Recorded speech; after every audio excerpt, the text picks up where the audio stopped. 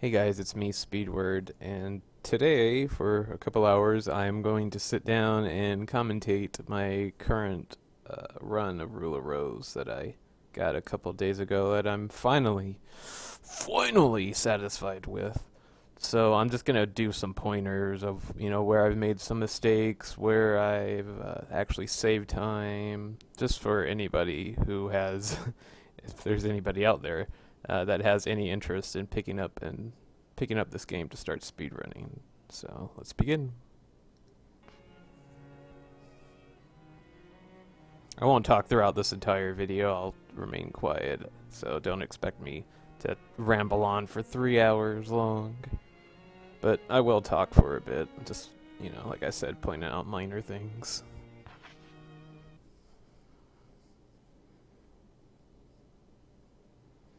So, if nobody knows, cutscenes are skippable in this game. I am playing the Japanese version because the Japanese version seems to load faster, and there seems to be a lot less text, like text dialogue, in the game. So, it's obviously faster compared to the English one. So, here I don't get the storybook skip where, Jennifer will actually stop the storybook on the last page instead of flipping through all the blank pages there. It's possible to get that, but it's not really consistent, or I'm not really consistent with it. I have optimized this route, so Jennifer should be traveling in the right direction when she goes between loading scenes, like this. Instead of Jennifer going the wrong way or just waiting there, she's actually in movement, so that actually saves a bunch of time over the course of the run. It's kind of quiet. Let me turn it up a bit. There we go. That's better. Still kind of quiet. There we go.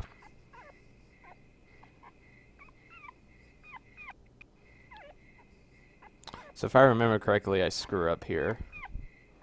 After I go through this loading screen, I actually hold the analog stick in the wrong direction, so I end up going back to the other side here. So this is a time waster. A good time waster. So it's a great start to the run.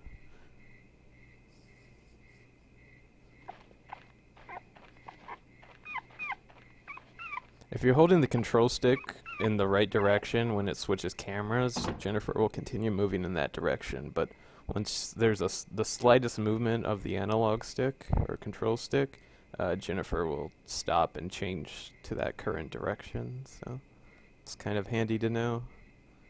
It's a real pain.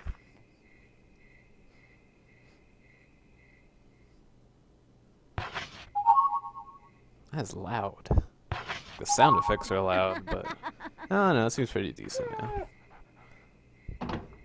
Still, let me turn down just a little bit. I should have worked out the audio issue before I started recording this, but oh well.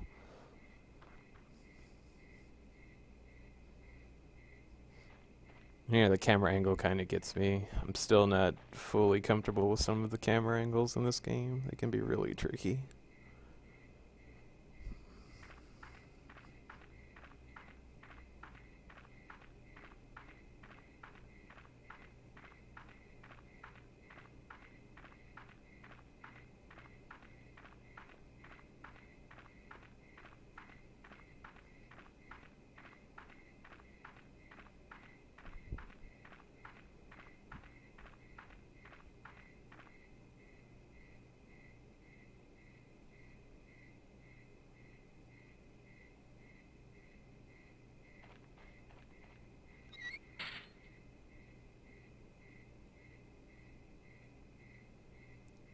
Here's an example of one of the few in-game cutscenes that you can't skip at all. Which is kind of annoying.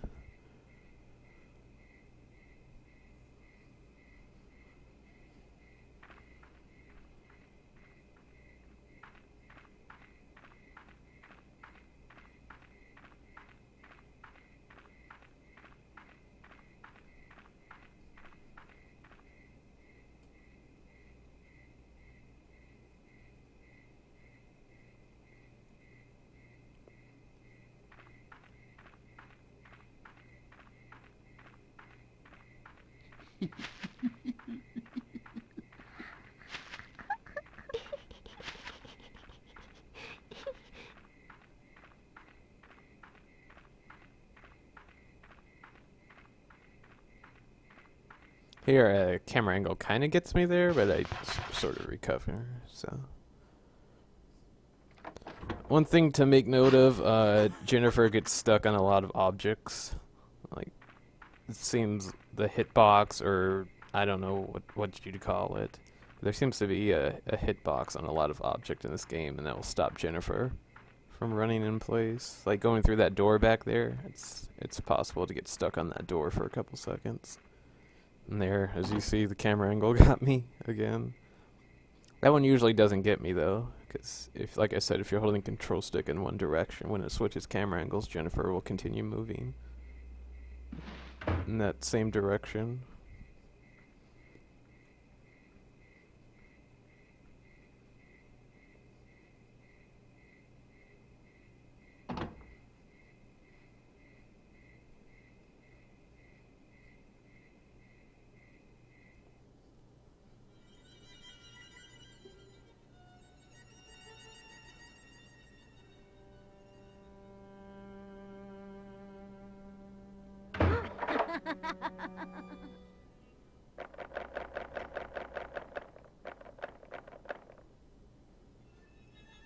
In case you're wondering if this looks kind of different, I always turn up the brightness level to max, and I always reduce the noise filter because I just find those two things annoying.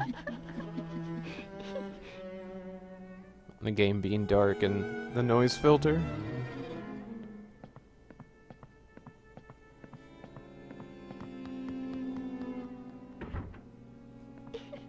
Oops. Oh, you can see my mouse cursor. Let me get that out of the screen. That's kind of bothersome. So here Jennifer can do a little quick turn, which saves you like, I don't know, a second or two, but it's kind of hard to get Jennifer to do it. As you see here, I don't get it. So it doesn't matter really.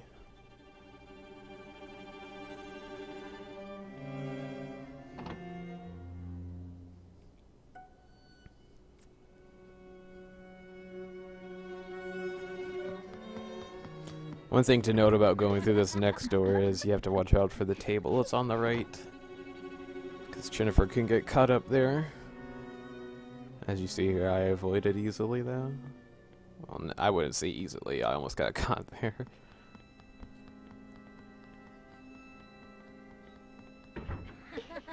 This chapter is pretty easy. All you do is just follow Joshua around the mansion, or the foster home, whatever you want to call it.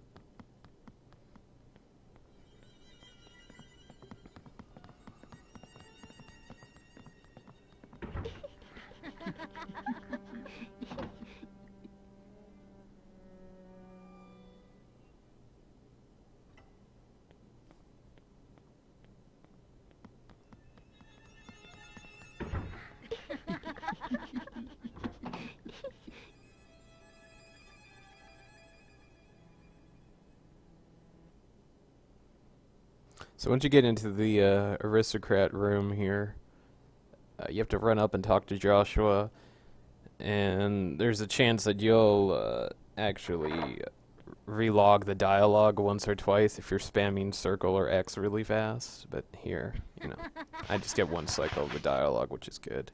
Remember to spam X or circle, depending what version you're playing, after you open up the storybook. Sometimes I forget, and that's like a little time waster. One thing to note after this cutscene is there's dialogue you have to skip. Or you have to, press X or circle after the cutscene here. My advice is to always spam circle or X, no matter what's happening.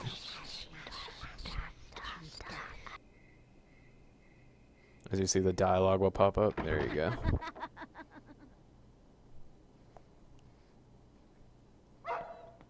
There's dialogue there too, so like I said, always spam circle or X.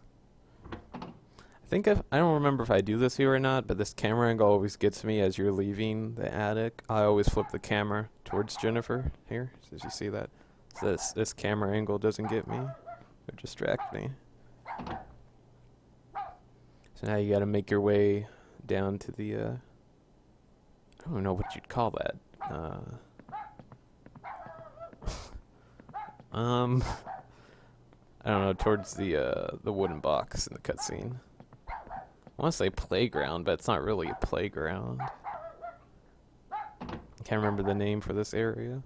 And I can't read Japanese, so I don't know what that says. So once you pick up the shovel, the chapter ends. As soon as the chapter ends, I like to spam start, just to skip the cutscene.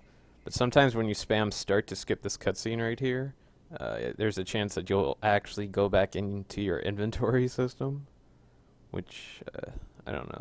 That's overall pretty bad because I don't know. I haven't discovered a glitch that you can do with the inventory system there, so that's a little time waster. So here I'm always holding the control stick when this chapter loads in some random direction, because you need Jennifer to struggle for a couple seconds, or like 10 or 15 seconds, before Joshua gets on the mic. Once Joshua gets on the mic, you can stop struggling though.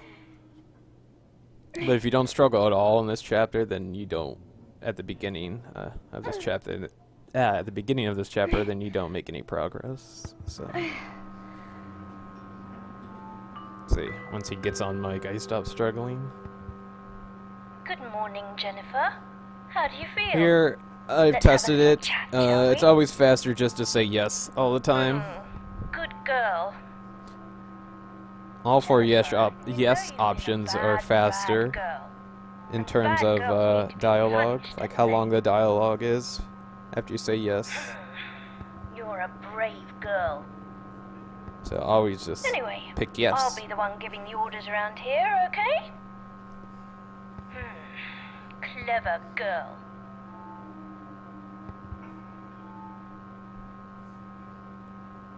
Now, I'm going to give you your first order. Every month you need to find a gift and bring it to the Aristocrat Club. If you don't, I'll kill you. Is there anything about this that you don't understand? Yes? Oh well, it doesn't really matter what you say. You see, Jennifer, there are really only two kinds of people in the world. Those who take orders and those who give them. And from now on, I'll be giving the orders. Not fair? Well, dear Jennifer, nothing's fair here. You will follow my orders or else. For I am the prince, and the prince rules. This is your life, but you'll play by my rules. Let the games begin, dear Jennifer.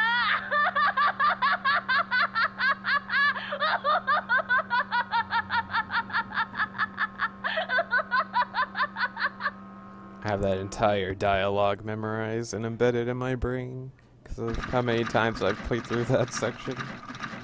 So once the scissors cut Jennifer free, you need to go rush over to the head of the Bucket Knight that's on the stool over there and assemble the Bucket Knight, because you can't leave the room without doing it. If you attempt to leave the room, then the game will make you assemble the Bucket Knight automatically. So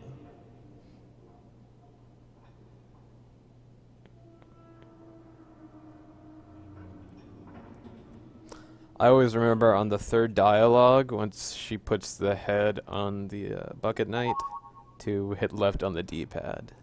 So I'll show you here. So you're gonna get two little quick dialogues here, and then I count 1, 2, 3. So 1, 2. Well, there's more there, right?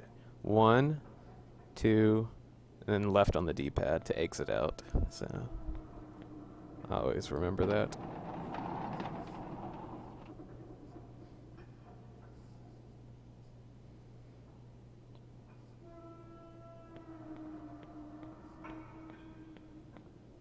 So this chapter you'll be going back and forth a lot in the same area, which makes it kind of boring. This chapter and the next chapter are really boring in terms of what you have to do, because you just revisit the same areas over and over again. There I screw up by holding the control stick in the wrong direction. I have a few screw ups in this run, but I also have a lot of time savers. It's easy to get caught on the chair right here on the right hand side, so be careful when exiting or entering through that door to try and avoid that chair. You just have to go up to the box and just exit out. I can't remember if you get dialogue or not that you have to skip. No, I think that's after you put the butterfly in, is it? Oh no. No, here's the dialogue you have to skip. Never mind. My brain is right.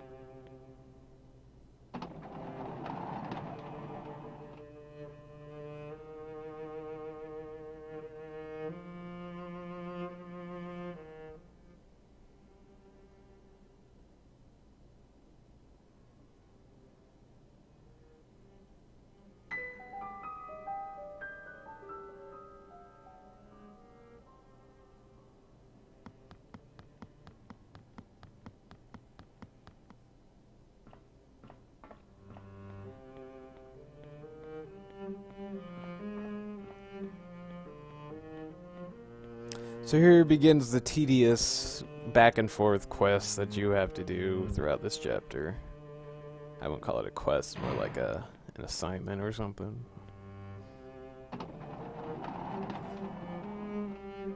The game will introduce you Brown here, but you can't do anything with Brown without getting the scissors first, which come a little bit later.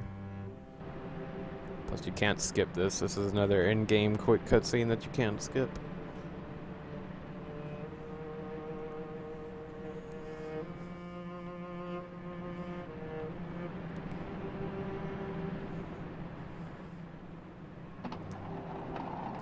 Your run basically depends on how well Brown feels, basically. I don't know. How well Brown behaves. Sometimes Brown will do wonderful things for you and listen to you, but most of the time, you know, Brown won't do anything. His AI is really finicky. It's like they just got garbage and just dumped it into his head. And that's what his brain is, just garbage.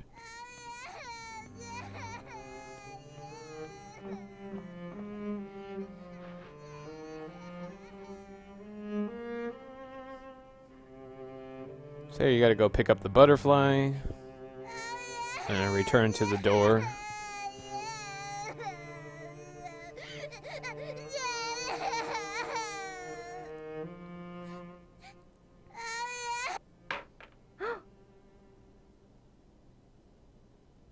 You deserve to be gobbled up. Here you want to spam circle or X. You don't have to move towards the fork. Jennifer will pick it up at that distance, so that's an important thing to note.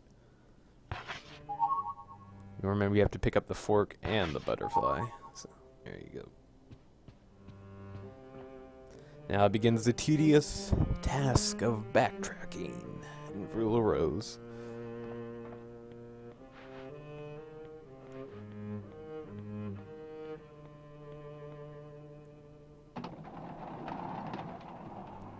I'm yawning here. This music always puts me to sleep. Like, I struggle with runs sometimes just because I get really tired due to this music.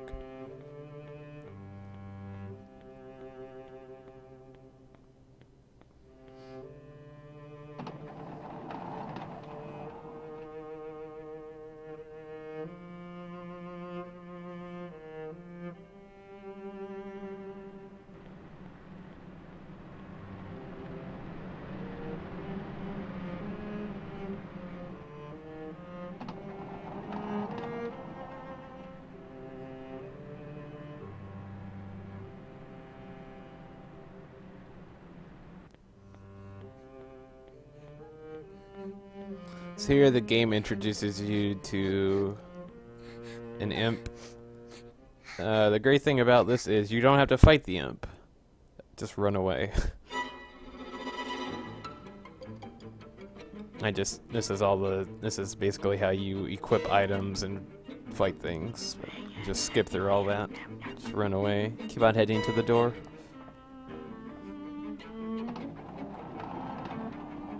Usually when you're in a combat situation sometimes, they won't let you escape until you kill that enemy, but there you can do it. There it's always good to get a little head start there before Jennifer stops moving. Once upon a time, there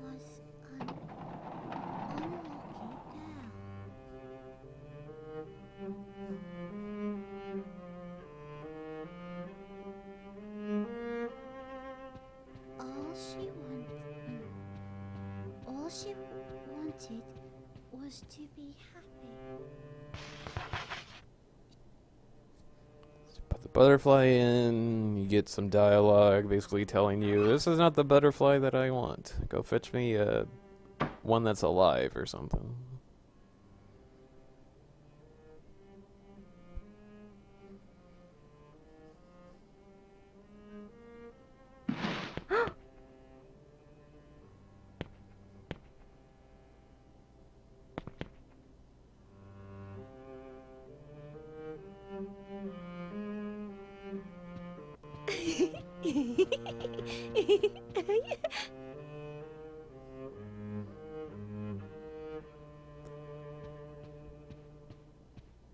So you need to go pick up the clover key here. After you go through this door here, you're gonna get a cutscene where you get handed a storybook, so get ready to skip. There's a chance that you can skip the dialogue text that comes after the storybook if you're spamming X or circle really, really quick. But I don't get it here if I remember correctly. It's just a small, tiny, teeny tiny bit time saver. It's nothing big if you don't get it though. You'll see the dialogue pop up here. You can skip this sometimes. There. Like you'll totally skip the entire dialogue. Like you won't even hear the sound and whatnot.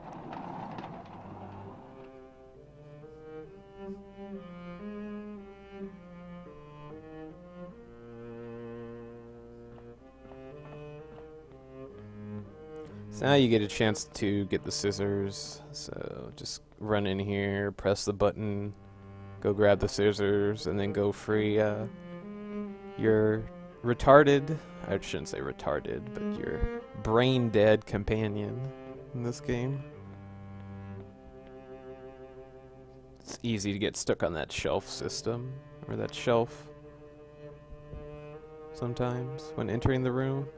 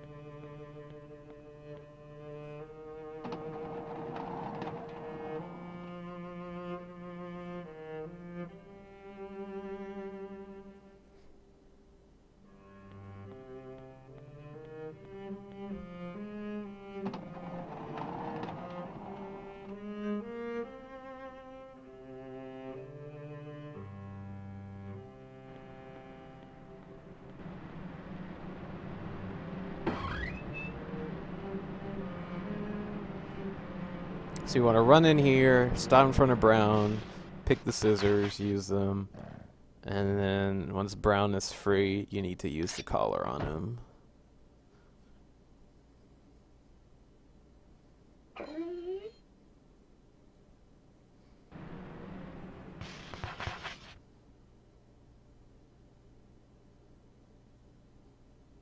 You get a little cutscene here that you can't skip, and then you get an introduction on about finding and searching for items with Brown. Brown.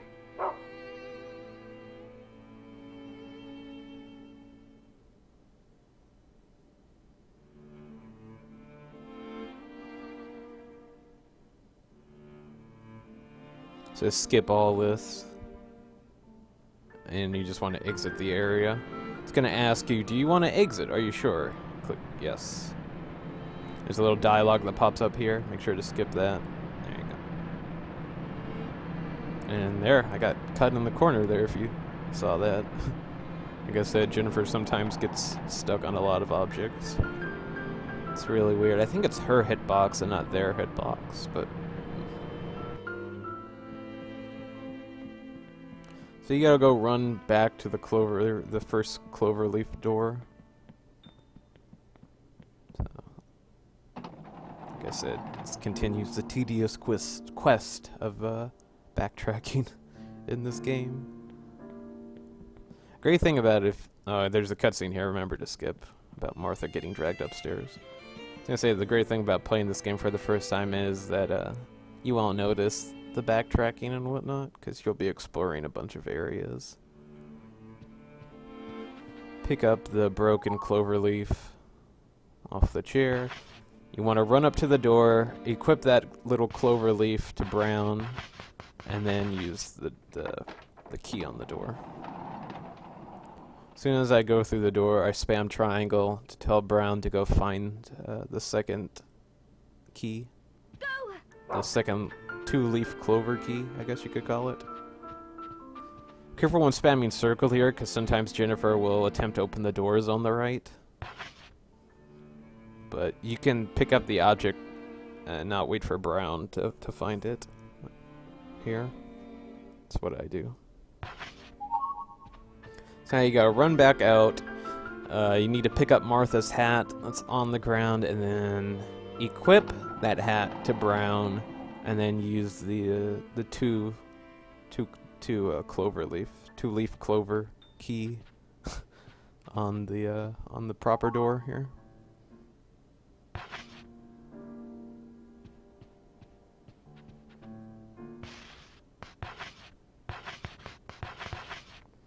There, I kind of have a little brain fart because I'm still not that great with item management in this game, at least navigating the item menu. So now you need to run to, I can't remember, oh yeah, Clara's room. Wait, is her name Clara? Anyway, you need to pick up this, was it a rag, I think, in order to find the three-leaf clover key. You get some dialogue saying, you're an unfortunate girl, you're going to not find something, or I don't know. Just skip all that and run out. I thought the maid's name was Martha. I think it is Martha. Anyway. Sorry, my memory's kind of fuzzy with secondary characters in this game. So you gotta run out. Go back downstairs, go through the smoking room, and go to a terrible wall. A wall that you can tear down with Brown. There, I get stuck on the corner. Another classic example of Jennifer's hitbox being crazy. But yeah, you can tear down a little wall with Brown.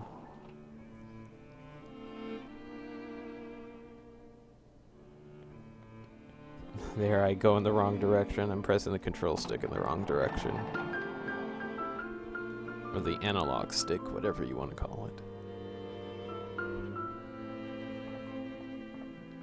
I like to run to the wall first and then equip the rag to use on the door.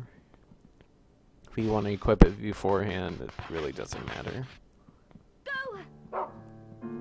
Once Brown tears down this little sheet, just run over and pick up the key and then run back upstairs and use it on the last door. If you don't count the 4 cloverleaf door, which is used for alternative costumes and weapons in this game.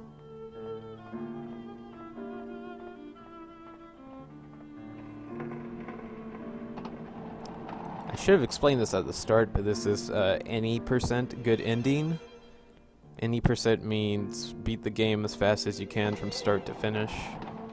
I start the timer as soon as I hit new game, and I finish the timer once I get the final cutscene in the game where you lose control of Jennifer, basically. That's when I stop the timer. I'll tell you once we get there. But, yeah. It's faster to do the bad ending in this game because you skip an entire chapter that's only available to you if you get the good ending. So technically the bad ending is the faster of the two. But I like the good ending in this game since it makes me feel warm and fuzzy sometimes.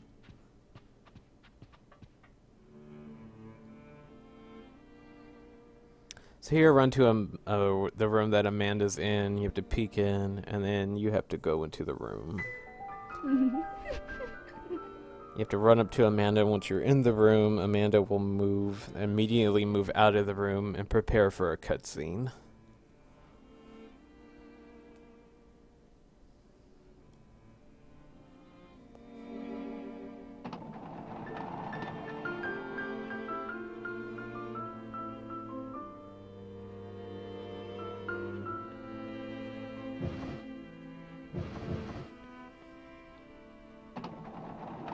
Once I go through this door, I like to spam start. Not heavily, but, you know, at a good motion. At a good beat, I guess. Because if you spam start a lot here, there's a chance that after the cutscene you'll open up your inventory by accident.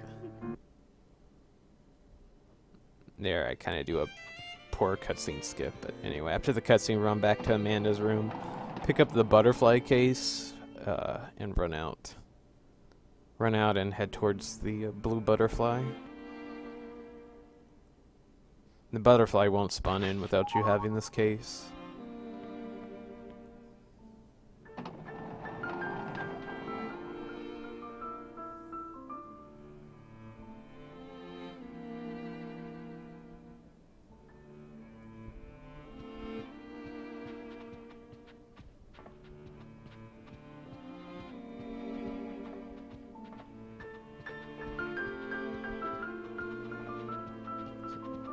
This is another cutscene you can't skip.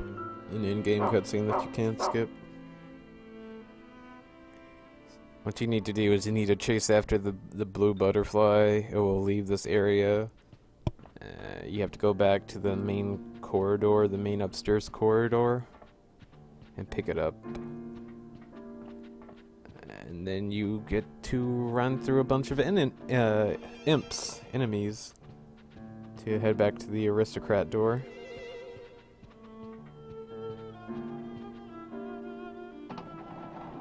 When you go pick up the blue butterfly here, there's a cutscene, so prepare to skip it. Or remember to skip it, I should say.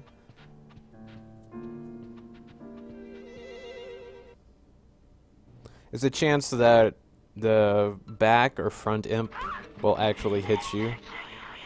It's all RNG related. Here I don't get hit at all, so if you get hit, it slows you down.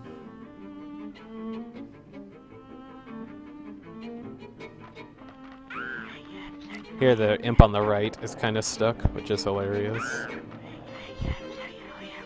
Even the enemies have crappy hitboxes in this game and like to get stuck on things.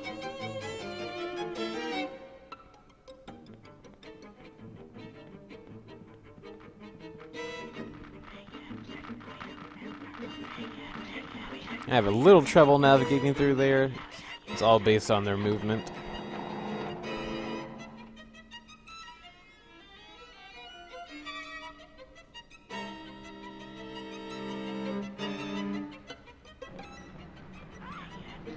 That imp always jumps. He, there's no way he'll grab you, but just make sure to move around him, because they count as solid objects even when they're on the ground, and Jennifer can't pass through them. Up ahead, there's a rat imp that spawns in. Sometimes he won't come and attack you, so you can kind of lean towards the left, but here he kind of cock blocks me. So there's a chance that he won't actually come up to you though, which is a little time saver. But yeah, it's all based on how his AI is programmed for the current run that you're playing through, the current game you're playing through. More likely though, the rat imp will actually block you there. So here you just need to run up to the door, throw the butterfly in, and then it's chapter over.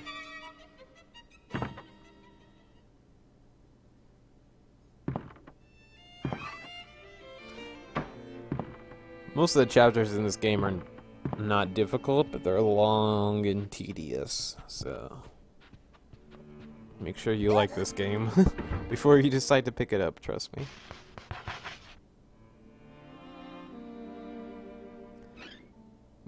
You get a little dialogue here that you can't skip, and then the door will open. I don't know. Always spam circle here because you need to hit circle as soon as the door opens to go through it. It's her first time. Yeah, she's new. So, pass?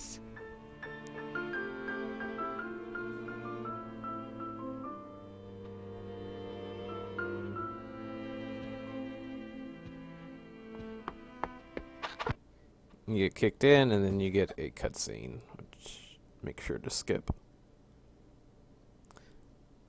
Some people are probably wondering why don't I use the in-game timer in this game. It's because it's broken. As soon as you beat the game and you save to try and get your final time, it resets back to 0 minutes and 0 seconds. So this is why I use RTA for Rule of Rose and not the in-game timer, just because of that. If you're doing segmented runs though, and not, you know, a single segment run like I did here, it's good to use the in-game timer instead.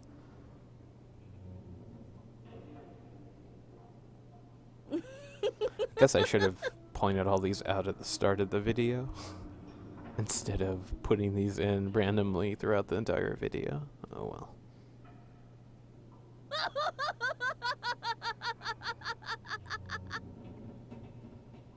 So after that little sequence of dialogue with Joshua, the next chapter begins.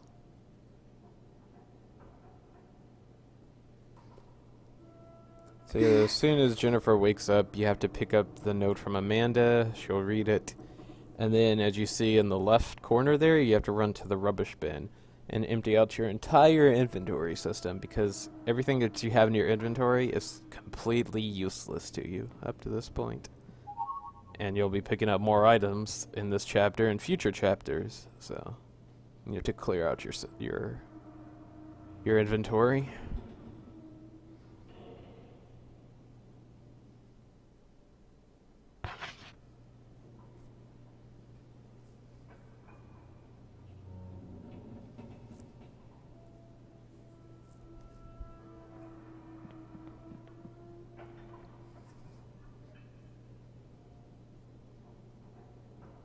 Skip all this dialogue and it introduces you to the rubbish bin. And just start dumping everything that you have.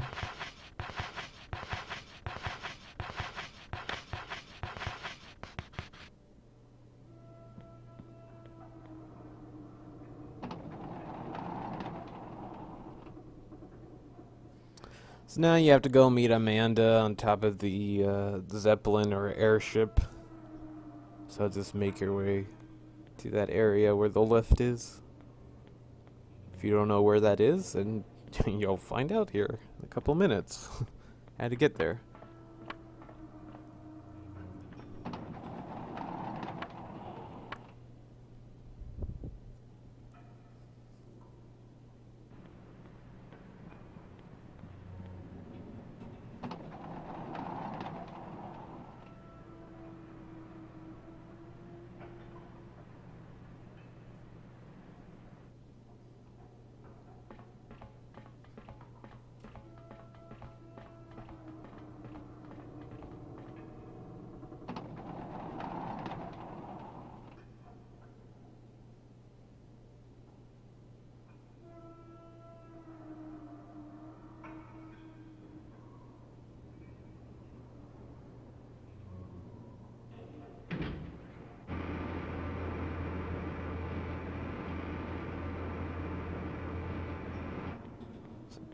course, after that cutscene, just run to the left, go to the top floor, and climb the ladder, and prepare for a cutscene that you need to skip.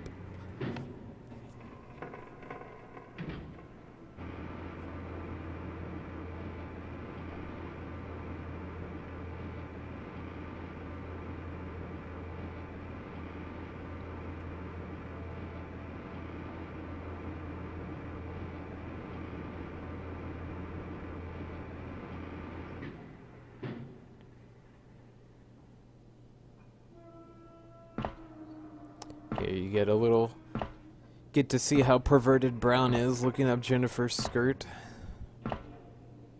Not only is he dumb, but he is perverted.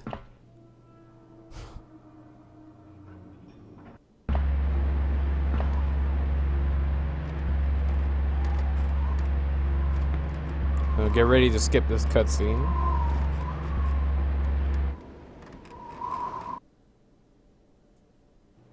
After this cutscene, Jennifer will climb down. You need to go back down to the ground floor, the lowest floor, or lower floor, and go meet Amanda in her little shack, as I like to call it.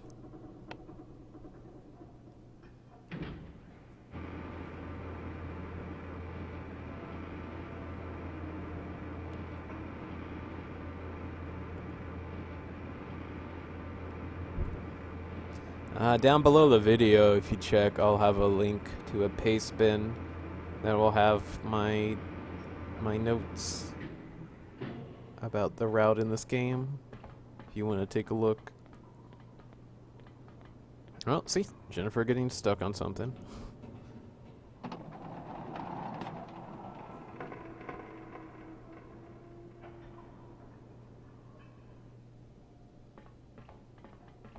I really don't use those notes anymore because I know where I need to go in this game. The reason I still use those notes are to tell me the combinations of the locked box in the bird chapter, Bird of Happiness chapter, and to tell me the direction during that little gauntlet fight that you have in the Rag Princess chapter.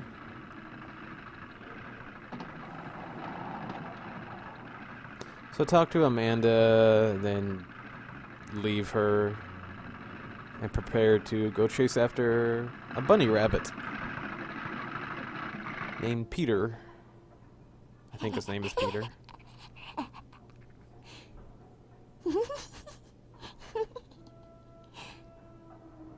So as you see her, Amanda's kind of lost her vocal cords.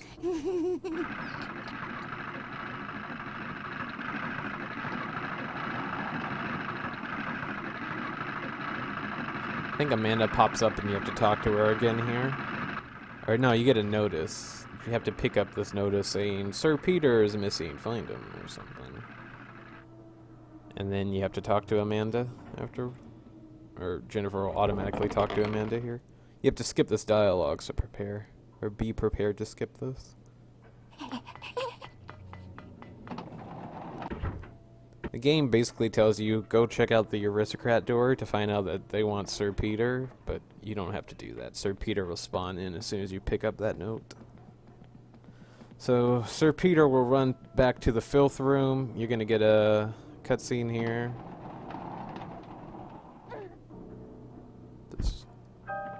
Deal with this cutscene, run in there, run back into the filth room after this.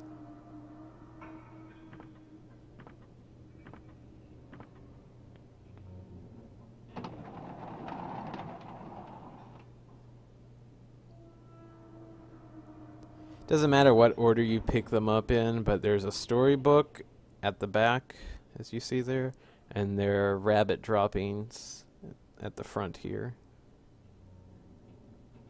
Doesn't matter which one you pick up first. I always go for the storybook. Here I kind of forget that this is a storybook here, so I kind of don't start skipping the pages here immediately. And it really doesn't show, but I remember it happening. As soon as you pick that up, Sir Peter will spawn back in. You need to pick up the rabbit droppings, Because there's a section coming up here that's RNG related, and you need those droppings to find Sir Peter. If you don't know what RNG stands for, it stands for Random Number Generator. Basically, the game will randomly generate a number, and based on that number, a certain thing will happen in the game. Where it might be the location of an enemy, might be the attack pattern of an enemy, etc., etc. It's basically out of your reach, and it's luck. And RNG sometimes, if not most of the time, ruins a lot of runs.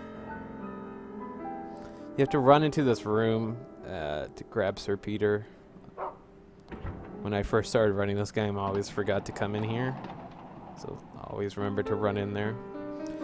It will be towards your right. Don't move towards the left, move towards your right or up. You need to chase after Sir Peter. If you don't, then he won't progress throughout the entire level and you won't finish this area. So you see imps will start spawning in here.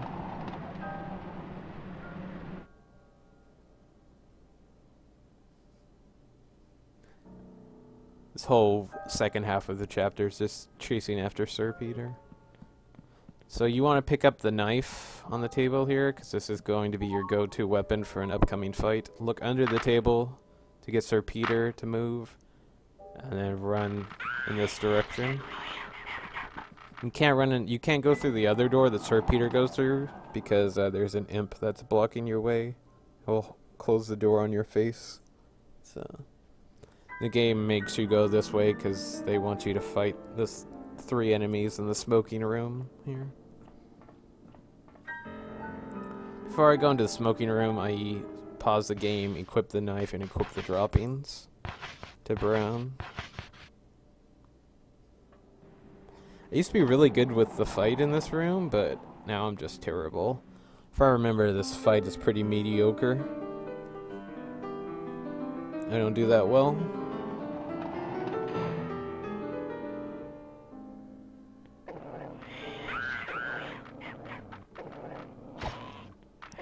The ideal thing to do is try and get the enemies to line up so you can stab 2 of them at once.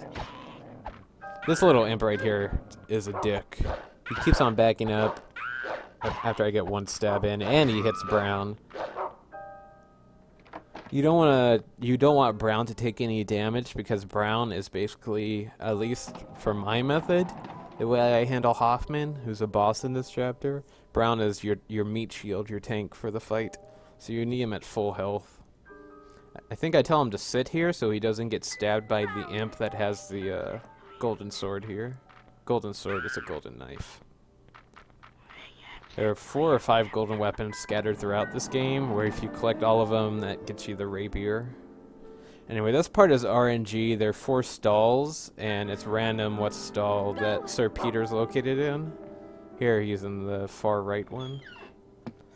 But if you save or restart the game and come back to this section, most likely he'll be in a different stall. So that section is RNG. That's why you need the droppings equipped, unless you want to guess. I think if you guess wrong, an imp spawns in and you have to fight it, or I can't remember. You still need the droppings equipped up ahead because there's one more little RNG section that occurs. Always remember that Sir Peter's on the right. If you have Brown in the fine position, though, he'll grab Sir Peter for you. But sometimes I forget that he's on the right-hand side there.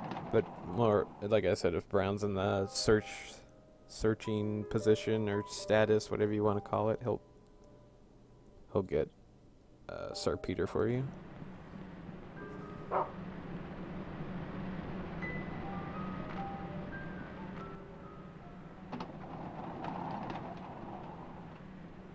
There's a chance that Brown will actually push enemies into you up here, so kind of keep your distance from Brown.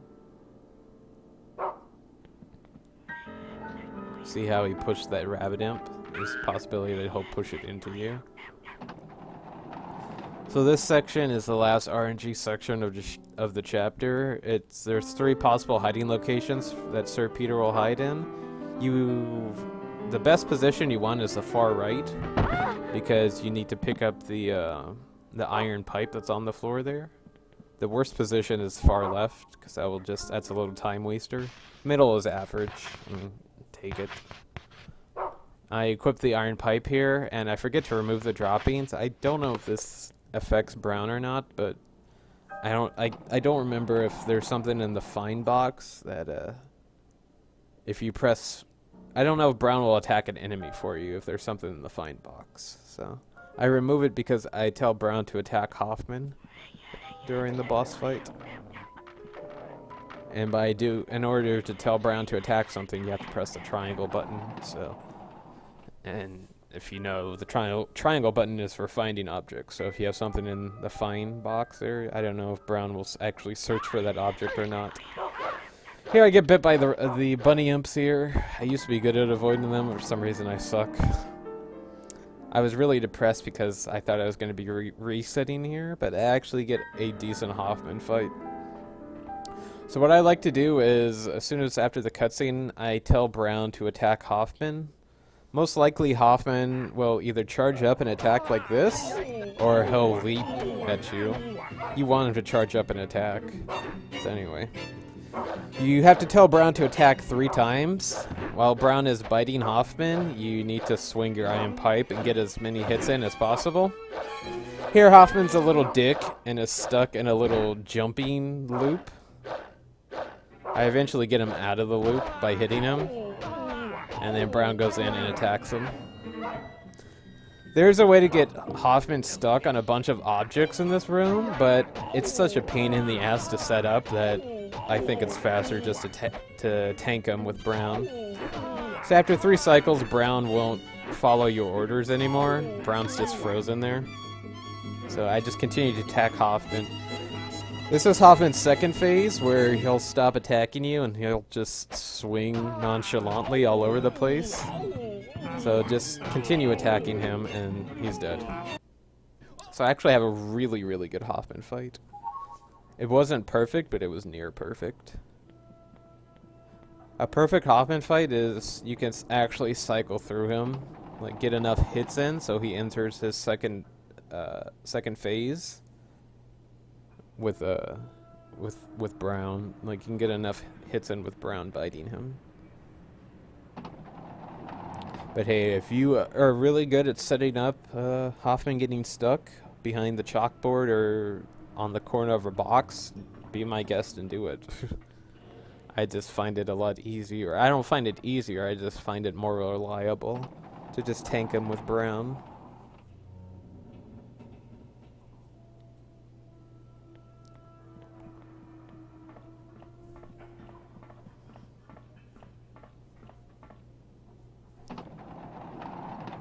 So here you need to release Sir Peter in front of Amanda, and then you have to run back through the aristocrat door. And then it's chapter over.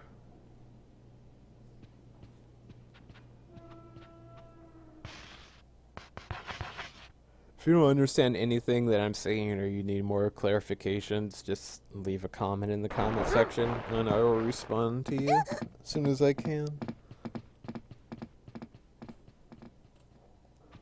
Or if you have any pointers, feel free to, you know, list them. Please.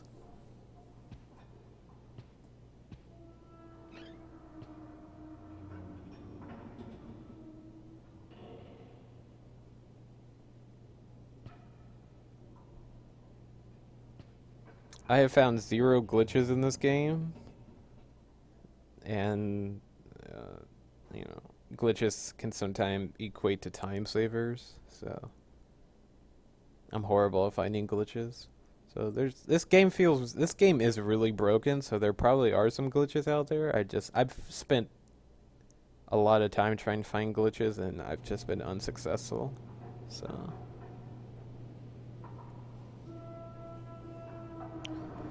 after this, the game decides to break your path up into 3 little mini chapters here. The order I always choose is the Bird of Happiness, then I go to the Mermaid Princess, and then I do the Goat Sisters. But here I kind of screw up and pick up the Mermaid Princess first. It doesn't really matter.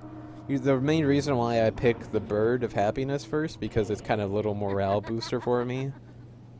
Because it's such an easy chapter, because there are 0 boss fights. There are basically 0 things to fight in the Bird of Happiness chapter. But as you see here, I goof up, and actually pick up the Mermaid Princess. But it doesn't matter between the Mermaid Princess and the Bird of Happiness, because you get the meat cleaver, which is the strongest weapon currently in the game at this point in the Mermaid Princess chapter. So, and because you don't fight anything in the Bird of Happiness chapter, you don't really need the meat cleaver at all. So here I accidentally hit yes to save because I was currently freaking out that I picked up the wrong chapter. And then I realized, oh yeah, it's fine. This is no biggie. So after Diana does her little weird talking to herself thing, I pick up the shortbread here, just for backup during the mermaid fight. Sometimes, if you're good enough, you rarely take any damage during the Mermaid Princess fight, but more likely you are going to take some damage, so I always pick it up for a little safety, a little fallback health item if I need to use it. This chapter is really basic. Just leave the room, go back down like you're going towards the Amanda's shack area. But before you, as you go down these stairs here, you'll catch a little cutscene here with Meg and Eleanor talking.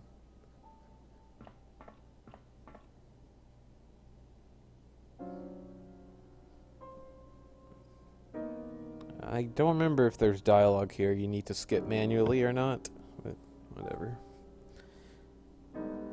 I don't think there is. Oh yeah, there is. Never mind. Look at me, I'm wrong. As I say, always spam X or circle depending on what version you're playing. So after that's over, run up and talk to them. They'll say, oh, do you believe in mermaids, Jennifer? And some other crap. I can't remember. It's not necessary to pick up the fin that Meg leaves on the seat here. Just exit the area. The only reason that's there is if you don't know where you need to go, then equip it and tell Brown to find something, and he'll lead you to the right area. So here you have to travel quite a ways into a little new area they introduced to you in this chapter. On the floor there's like a piece of candy or something. It's pointless, don't pick it up. Unless you're really bad and not used to the mermaid fight, then pick it up. Because you're going to need a lot of health.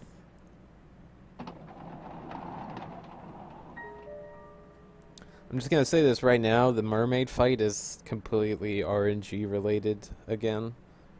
The way she behaves and how many hits you get in, it's just luck, really. I tried to figure out if there's a pattern or something, but there really isn't. It's just based on her attack pattern.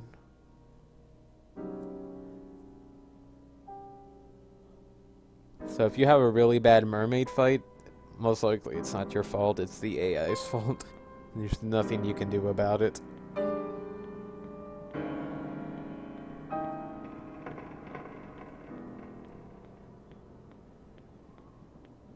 So let's follow this pathway to the new area. You're gonna get a little cutscene here of, I think her name's Clara, and Hoffman.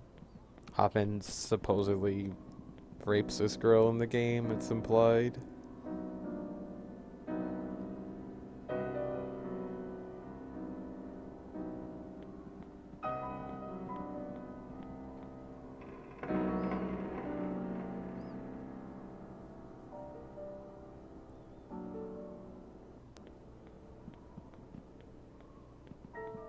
So you want to go to this little middle section coming up here to pick up the meat cleaver. That's where I'm heading. The camera angle kind of gets me there, but I sort of recover.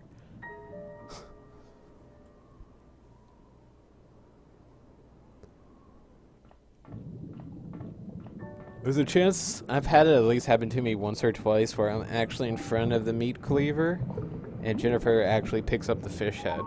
I've had it happen to me once or twice, but most likely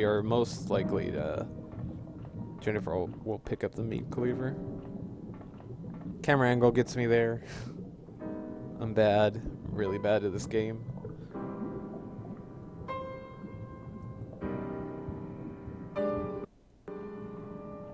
Audio kind of desyncs there. PlayStation 2 is slowly dying. That or my game disc is dying. It's not good because Rule of Roses is really expensive. That's a niche horror game that was pulled from shelves early. That's why it's the reason why it's so expensive. Anyway, the 2 lollipops here, I always pick them up for use either during this boss fight or upcoming boss fights. So, if you feel really ballsy and want to save some time, just skip picking those up. But good luck, you know. Trying not to take any damage in this game. It's pretty near to impossible to do. It's because of how shitty the combat is in this game. So follow Diana, she'll lead you to the Mermaid Princess, and then you get a chance to encounter one of the most, if not the annoying fight, most annoying fight in this game. What I used to do upcoming here is I used to wait for the enemies to start moving before I decided to run through them. But I've actually found out you can just run through them without even waiting. There's a chance that you'll get hit still though, but most, as you see there, I just run over the fish imps. But there's a chance as you hear Brown getting stuck there. Oh, my Vimeo video is kind of acting up. What the hell? What the hell's going on? Hello? It's like I've never seen this before. Sorry for the troubles. What the hell's going on? Hello? Sorry, I'm kind of experiencing some technical difficulties here.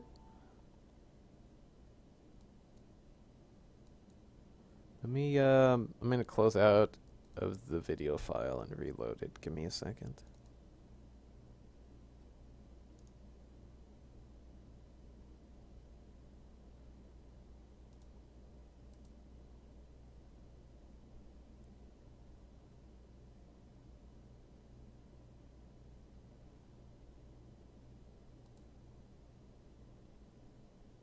Dude, this is acting really weird. I might have to switch to my other...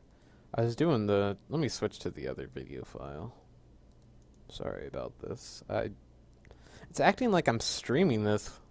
I'm not really streaming it. I have to recapture this.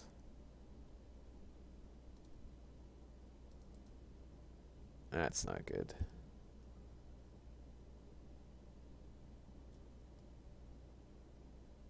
Son of a... Well, give me a minute as I set this up. Sorry, guys. Pause the video, or don't pause the video, just skip ahead till I actually fix this.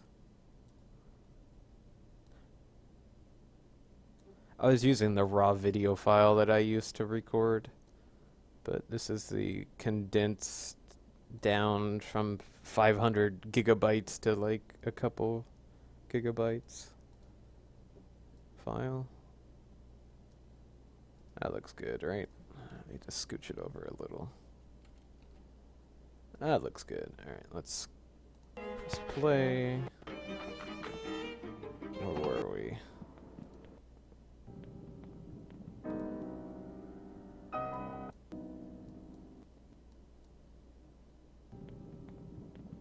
I'll just play it here. Yeah, as you see, like I said again, I just run through all the enemy, the fish imps. So run up there, and then you're gonna get a little cutscene loaded in for you.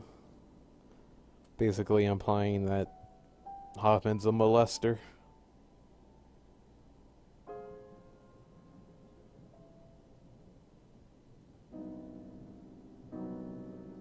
There's like some symbolic meaning behind Clara being a mermaid. The reason why she throws up is because of she's pregnant, morning sickness. And the reason why she has kind of gills or scales is she's tried killing herself or she's a cutter. I don't know. This game is dark and shit. Feel free to look up people's theories on this game. It's pretty interesting. Anyway, I equip the meat cleaver and I tell Brown to sit because Brown is useless in this fight. He doesn't do jack squat for you. So as soon as the fight starts, I like to run in the corner here to try and get Clara or the Mermaid Princess away from the bed. As you hear, she's throwing up, and now she's swinging, and now she left the bed. So this fight's all RNG related. The maximum hits you can get in, or stabs you can get in, are 4. 4 is godlike. 3 is really good, 2 is average, and 1 is bad. So you want to aim for 2 or above each time. All I do is just circle around the middle of this area and wait for the Clara or the Mermaid Princess to drop down, and I just run towards her.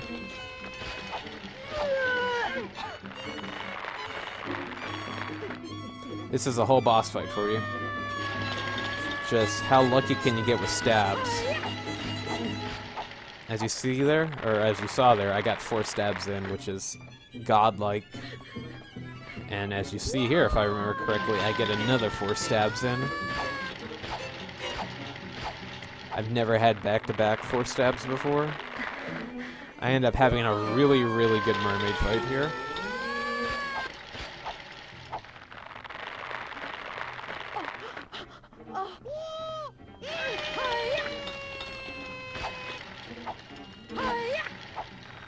Like I said, you want to at least try and get 2 stabs in. It's kind of hard to get her here next to the bed because of either Jennifer's hitbox or the bed's hitbox. It's really annoying. This is the whole fight. There's nothing really to it. It's just pure luck. Yeah, I get 3 stabs in, which is really good.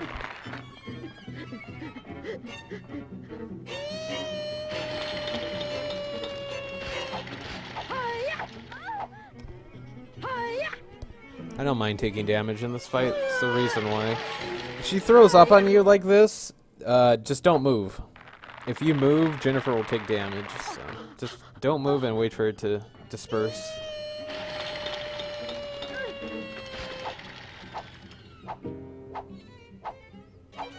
Here I get a little bullshit thing where I can't stab her and she can't hit me.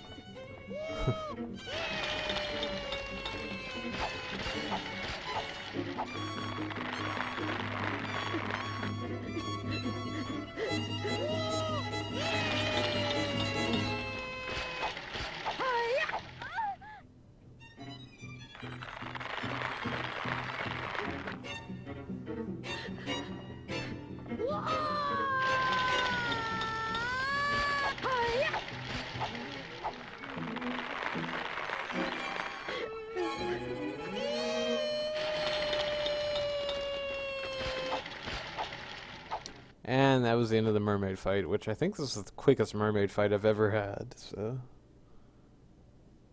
after the fight's over, you get transported back to the room that you were in at the start of the chapter. I end up using the shortbread here because I need that inventory space that the shortbread takes up for a future chapter, the Ghost Sisters chapter. So I end up using the shortbread here as soon as this loads in for me, and then I run to the fish tank and grab the piece of paper that's in there. You get this weird little glitch, as you heard there, that the boss music was still loaded in. I've never had that before. So after each of these 3 chapters, you remember a promise that you made to somebody. Spoilers, it's called Everlasting True Love. I am forever yours.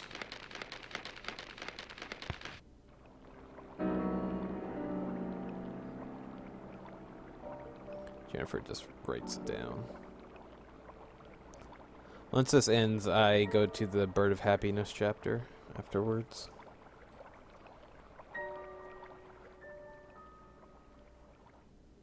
Technically, if you actually do the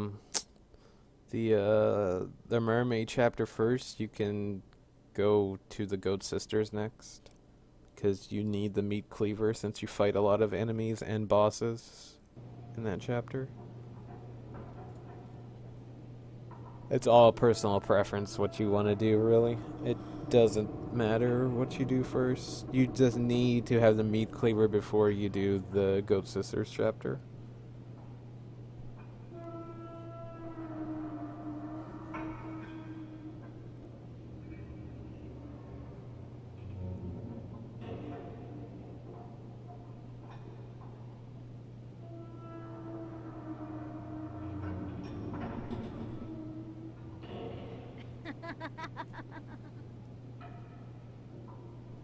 The hell?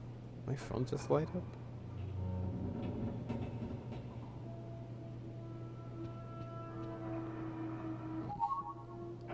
I got a phone call. I can't call that person back right now because I'm in the middle of recording this. So.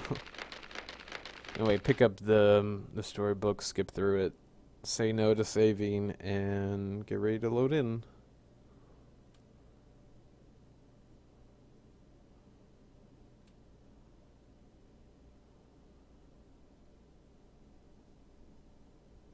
I'm gonna be mad if I'm really quiet over the game audio, 'cause I've been at this for an hour and 13 minutes.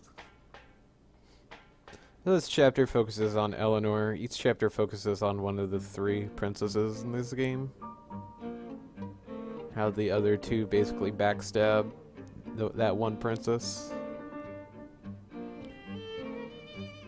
Here Diana and Meg basically kill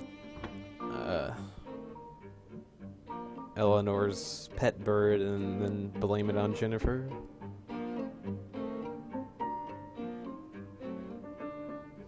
So after that cutscene, you want to leave the room, head towards the aristocrat door, and then you'll hear Diana and Meg talking.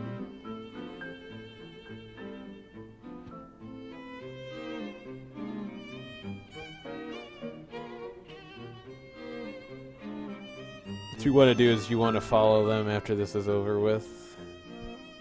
If you don't know where to go, the game tells you in so many ways where to go.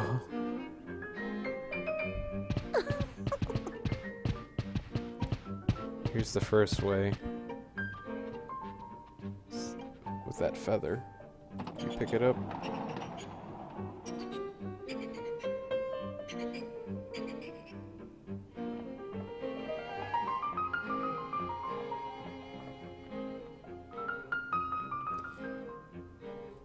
I might actually take this phone call here while once I reach a certain point here. It's pretty easy to see where you need to go. Anyway, just run in this direction. You'll see a little red bird. And what you want to do is you want to head towards the first cloverleaf door. You'll start to see feathers on the ground. If you get lost, just follow the red bird and follow the feathers, and that'll lead you to the door. Anyway, let me take this call.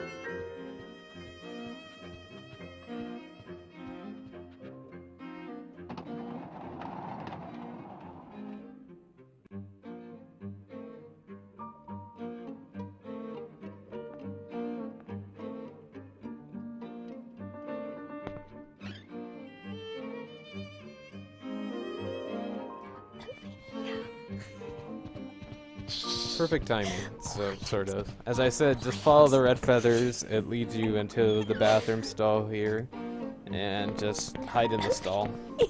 Make sure that skip that little dialogue text that pops up as you enter the stall. So, this is another in-game cutscene that you can't skip. You know what? You know what? What? I don't like her. I'll never get along with her. No chance, not ever. She's such a pain. Just terrible. I can't stand the sight of her.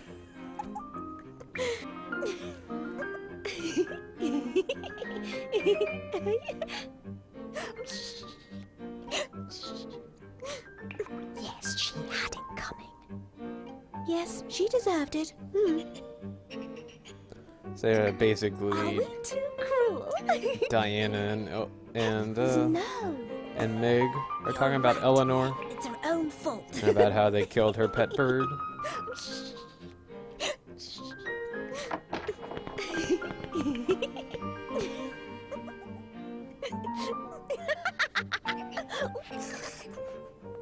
So after that cutscene is done with, you want to run out, and Eleanor and Meg will just be outside. You want to run up to them and initiate a final conversation that you'll have with them. Now what usually happens when you're playing through this game normally is you have to run around and find a bunch of scraps of paper that contain images, like hand-drawn pictures that will give you hints about what the code is for the upcoming locked boxes. But the code never changes, so if you know the 3 numbers from the start, you don't have to deal with the pain-in-the-ass bird imps that spawn in this chapter. So what I do is I just run to the room where the locked boxes are, and I just start opening them. It's pretty simple. This is why I like this chapter, because it's really basic and it's quick. If you don't know what the combinations are, they are 834, as you see here.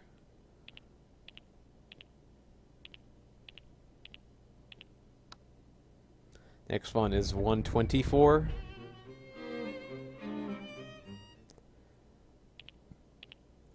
Nice mess up there. Next one is 112. 112, whatever you want to pronounce it. However you want to pronounce it. And the last one is 275. Once that happens, just spam circle. Jennifer will look in the box, and you'll discover that the dead bird is placed in there, and then you get a cutscene where basically Eleanor reacts to her bird being dead in a really weird manner. Best thing about this game are the cutscenes, which is such a total downer when you speedrun this because you need to skip the cutscenes. So once that cutscene is done with or skipped, you wake back up here at the starting point. You need to run up towards the couch, pick up the storybook, and get the little phrase, second part of the phrase. And then the chapter's over.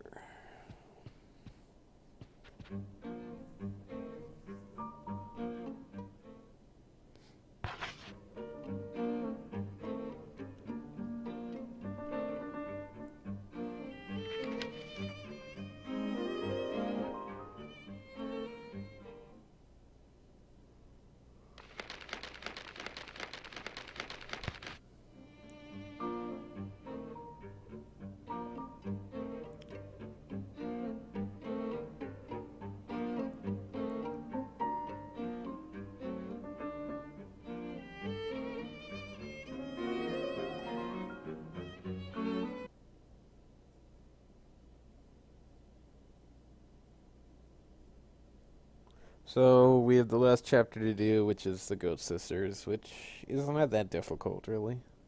These 3 chapters, well, the Mermaid chapter is really difficult, especially if it's your first time playing.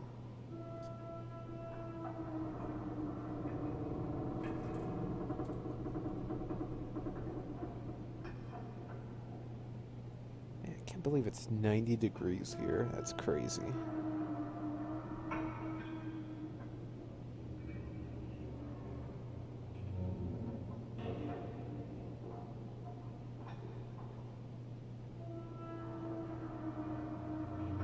gonna be 97 tomorrow. Oh my god.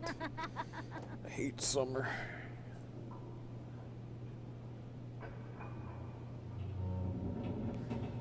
So go run up and pick up the last storybook. As you saw, the mermaid focused around Diana, the bird focused around Eleanor, so the ghost sister's gonna focus around Meg. So basically, if you want a quick synopsis of this chapter, Meg confesses her love towards Diana, but Diana is totally not into the whole lesbian thing. So she basically breaks Meg's heart, and in the process blames Jennifer for stealing the love letter and whatnot, and tearing it up.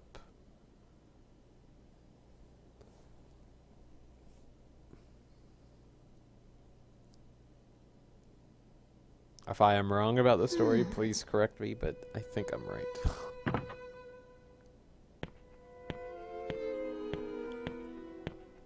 So you want to run out of this room as soon as the cutscene's over with. At the top of the stairs there will be a lollipop. I always pick up the lollipop. I like to have at least 3 in my inventory system. You want to save time, and like I said, you want to go straight up YOLO mode, just don't pick up any health items. I'll save you some time. But, you know, good luck with that. So you want to run over here towards the right and pick up this little story. It's not a storybook, but it's like a handbook. You need that, or it's not a handbook, it's like a checklist. My bad. You need that in order to find another object. You need to progress through this chapter by telling Brown to sniff the object and finding it. So after this cutscene loads in, you want to go to the freezer room.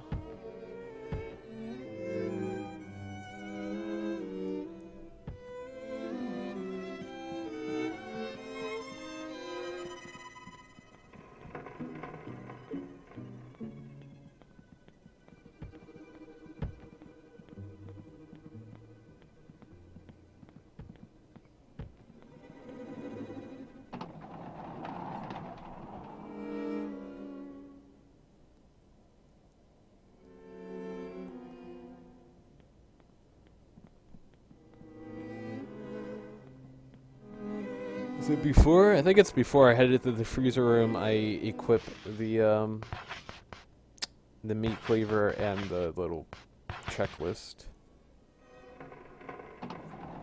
As soon as I get in, I tell Brown to go search for the object. Brown will lead you to a little snowman that's built in. You wanna before Brown knocks over the snowman and loads in a small cutscene, you want to be towards the left of the snowman. As you see in the cutscene, the object that you want is right in front of the snowman, but it will be teleported towards your left. So that's the reason you want to be to the left of the snowman. After you pick up that object, Goat Imp spawns in, just one.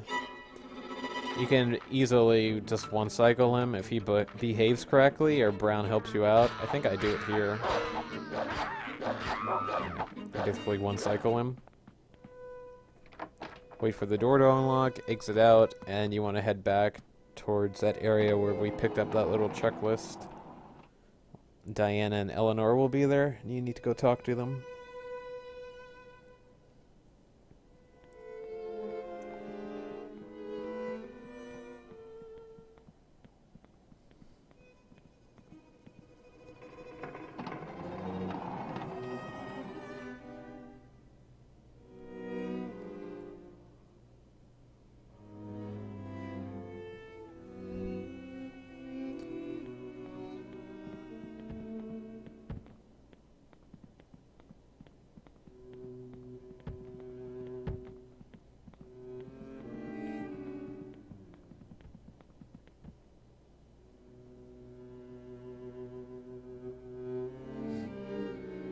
So you want to head towards the upper middle area of this area. I used area twice. And you'll see, as you see here, Eleanor and Diana are there. You get this dialogue you can't manually skip.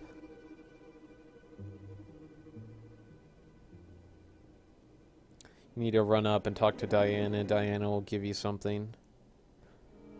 The reason why I ate that shortbread is because that something that Diana gives you goes into that inventory space where the shortbread would be at if I didn't use it. That happens and the game tells you, hey, you need to delete something so you can get this item, which is just a big time waster, so...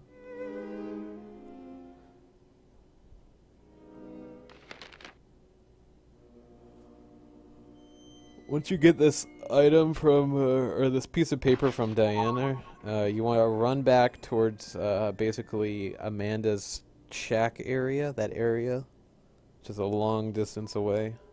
That's the distance you want to kind of head in. If you don't know how to get back there, then just follow this pathway that I take.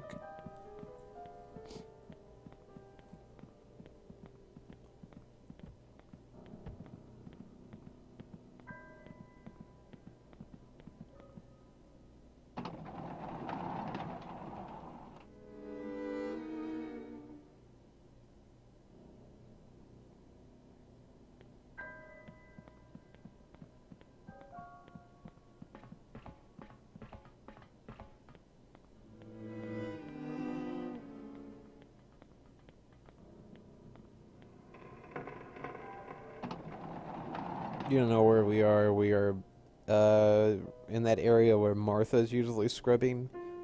Like the smoking room and the upstairs. Yeah, as you see her in this cutscene. We just keep on heading straight. That's all you need to do for quite a bit.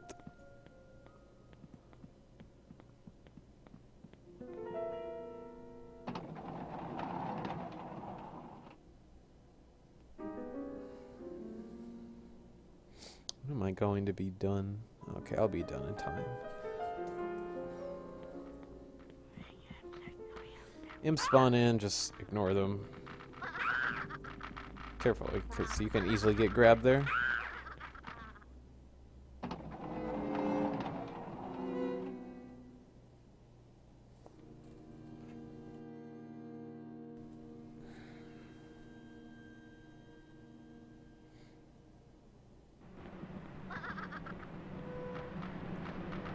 This is the last section where enemies will spawn in. The next section that you're loading into right here now, there won't be any enemies. Don't know why.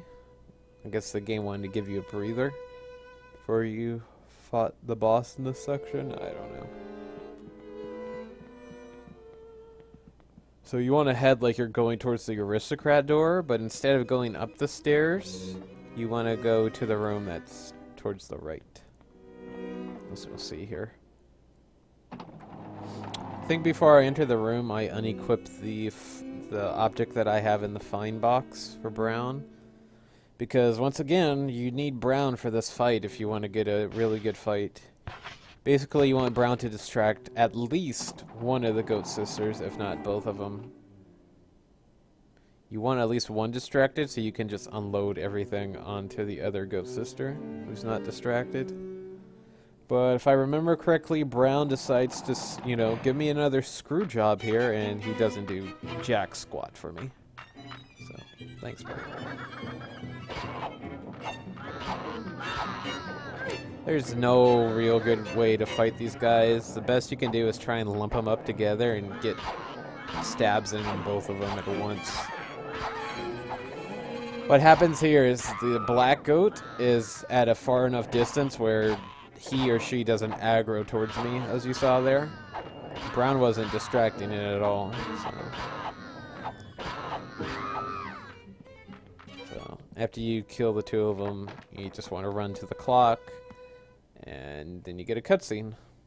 After the cutscene, you go back to the starting area like the other two chapters. But instead of picking up the story that's towards the left of where you wake up, you want to go to the rubbish bin, which is to the right of you there. And you want to dump everything in your inventory but the lollipops and the meat cleaver. Unless you want to unequip the meat cleaver and dump it in. It's your call, whatever.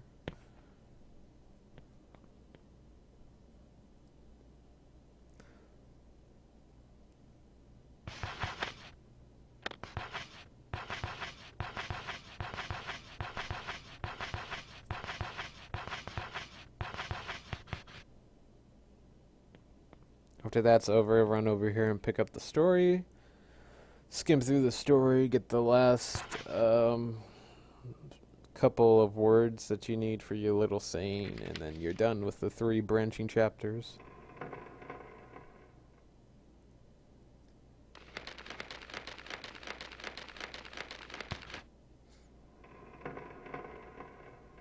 Technically, you have 5 chapters left after this. Which, one of the most tedious ones is coming up here soon.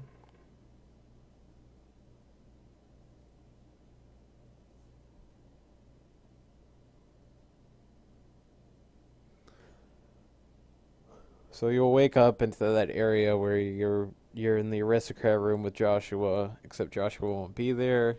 What you need to do is you need to leave this area, and then you'll start the Gingerbread House chapter, which is really easy. This is the last of the easiest chapters. Easiest and short chapters that you have in this game.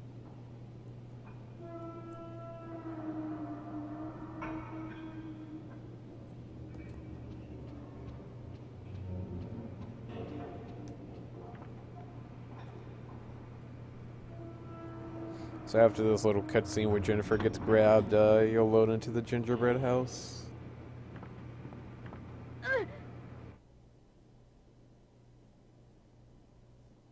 You're gonna have a lot of dialogue that you need to skip, so just prepare to skip a bunch of dialogue here. Of course, the game asks if you want to save, say no. And prepare to skip a bunch of dialogue and see a lot of in-game cutscenes that you can't skip.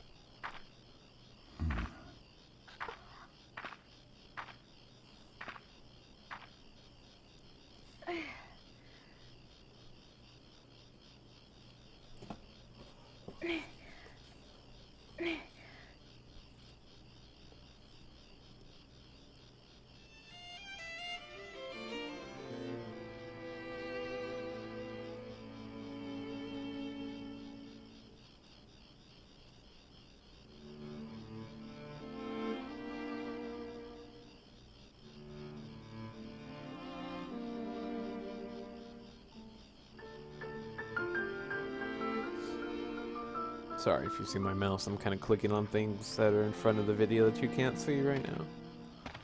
So as I said, you know, cutscenes and dialogue, that's all you get here for a bit.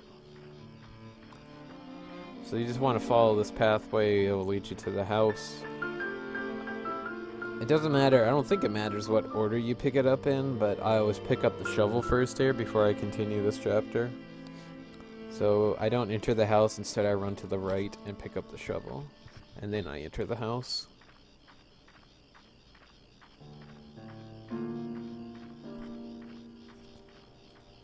I've done runs. I've done 2 runs. One accidental, one on purpose, where I didn't pick up the shovel.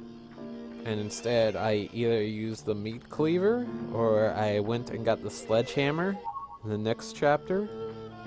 And I found out that basically you lose time either way. It's basically a huge time waste to use either of those weapons. Like the meat cleaver won't do enough damage compared to the shovel, and the time it takes to get the sledgehammer compared to picking up the shovel and using it in the next chapter, it's just, there's a huge difference.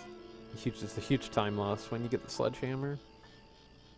So the shovel is the ideal weapon for the upcoming chapter. That's why I pick it up. But hey, if you want to somehow prove me wrong or something, go ahead and use the meat cleaver or the sledgehammer. You'll see that you'll start losing time.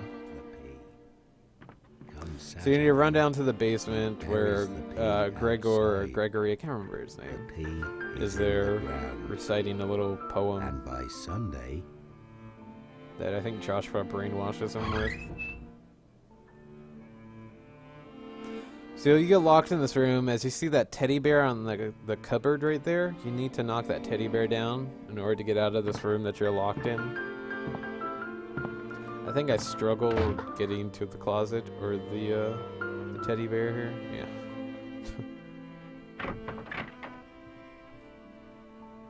So you want to shake the thing, the closet, or the cupboard 3 times. Teddy bear will fall down, whose name's Joshua.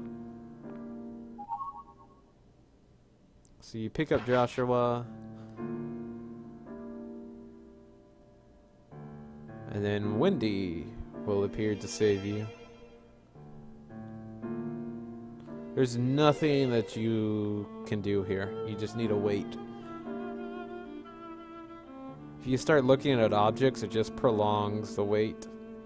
Basically, it pauses Wendy's timer to unlock the door for you. If you start looking at objects in this room. So I just wait in front of the door. Pretty plain and simple.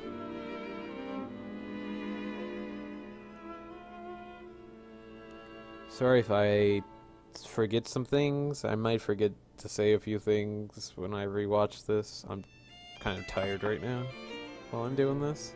But I think I'm covering what I need to cover so far. So after your release, you need to go back upstairs where you'll meet Wendy. Then you go into a room, the 2 of you.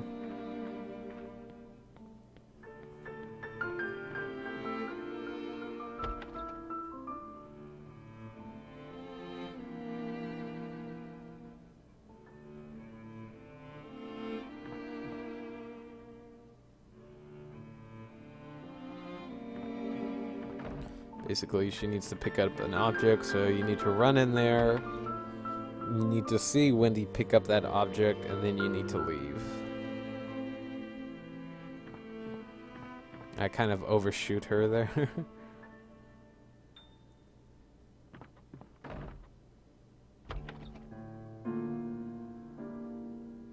So now you want to head back to that rose garden where you were at the beginning of the game, and then that's it. The chapter's over with. Pretty simple. Unless you're Jennifer and you get stuck on corners and objects.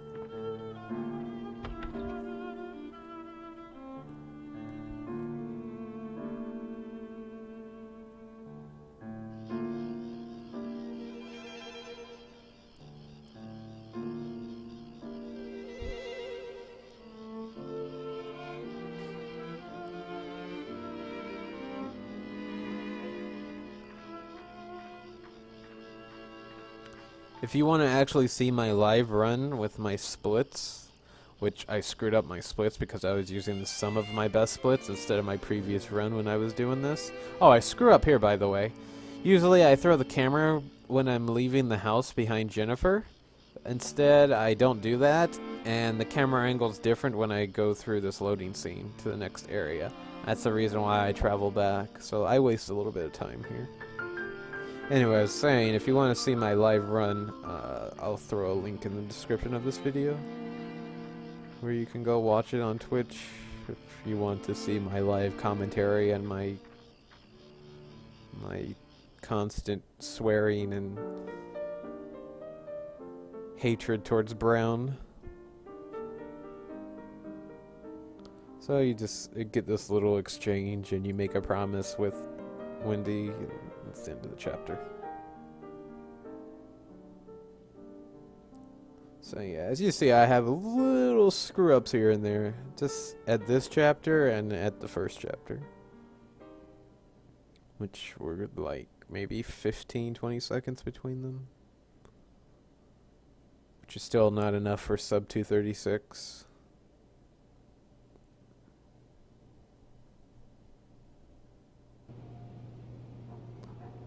So once again, you're in the aristocrat room. You just want to leave after this cutscene.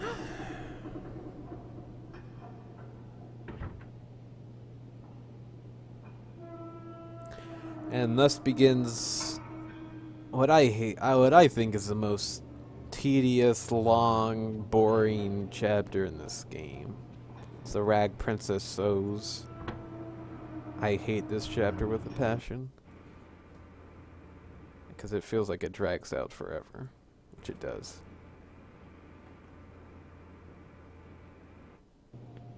So here you reunite with, well, I think it says Joshua the bear's missing, so you need to go pick him up.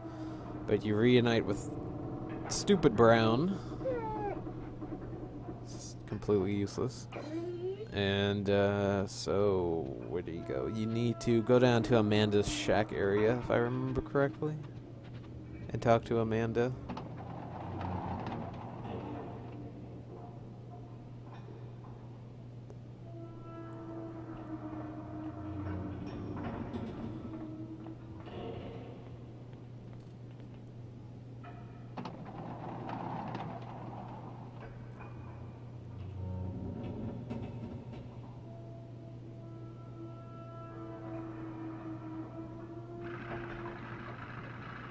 You need to pick up the storybook for this chapter first.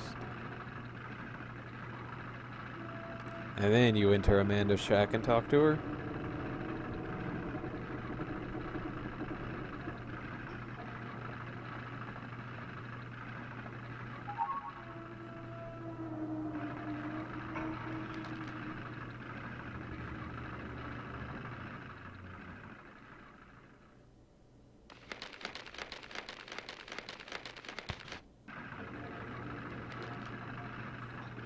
Once you talk to Amanda here, she'll throw you out. And then she'll instruct you to go see Wendy in the sick bay. So you want to head towards the sick bay after this. If you don't know where the sick bay is, then just continue watching and you'll find where it is.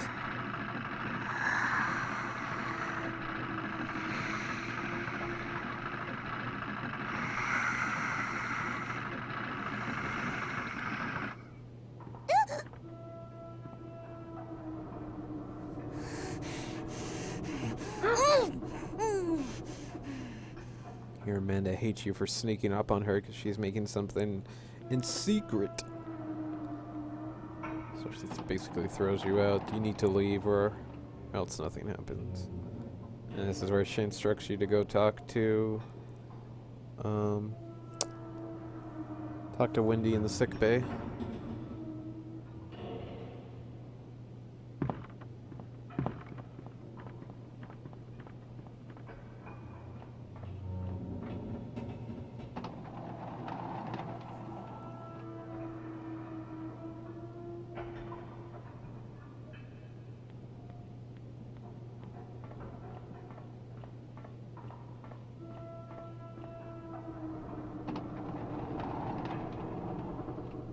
That's great. Twitch isn't loading streams for me again, like last night.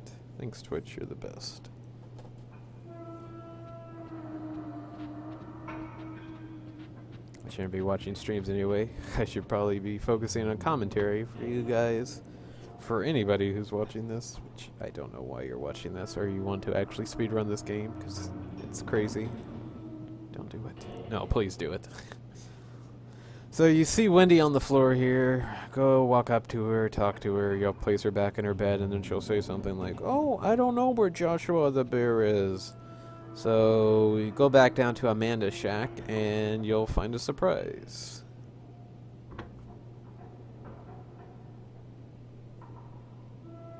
This camera angle can be kind of tricky, so be careful here. I don't have any trouble with it, but in the past, I've had a lot of trouble with that camera angle.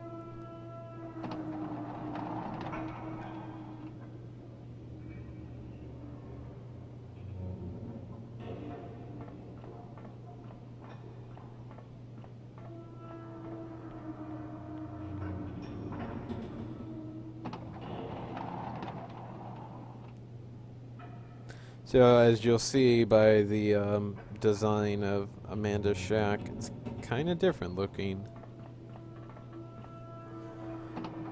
So head back inside and you'll be greeted by not Amanda but by Diana instead. So what I like to do is I like to run up to the sewing box and try and get the bear tail out of there first, and then it will automatically prompt me to talk to Diana here. But as you see here, I get prompted to talk to Diana first. It really doesn't matter. It's just personal preference.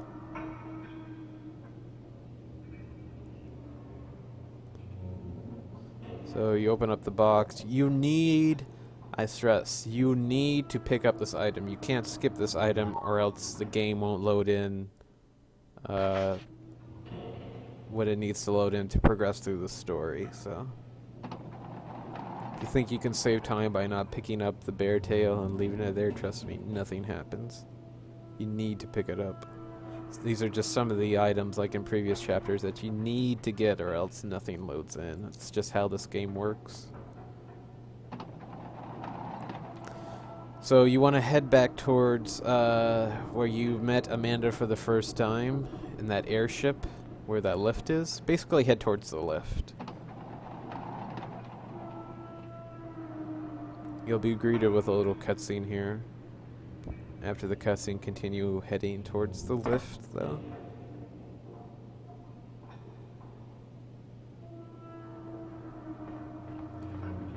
If you're wondering what that was, it's basically that doll that you saw at the start of the game of Jennifer, the Jennifer doll being tied up in her room. It's basically what Amanda made. And during the cutscene that you skipped, she basically pounds the stuffing out of the doll because she hates Jennifer so much. Amanda does. So you'll try and get to the elevator, but the game won't let you, so run back, and then the power's out. So now you are tasked with restoring the power before you can go up and talk to Amanda.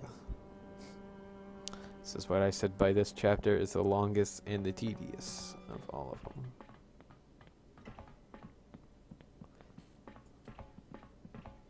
You need to go to the machine room. The machine room is towards the left of the smoking room. And that alternative hallway where we picked up the third cloverleaf door key. If you don't know where that is, just follow this pathway.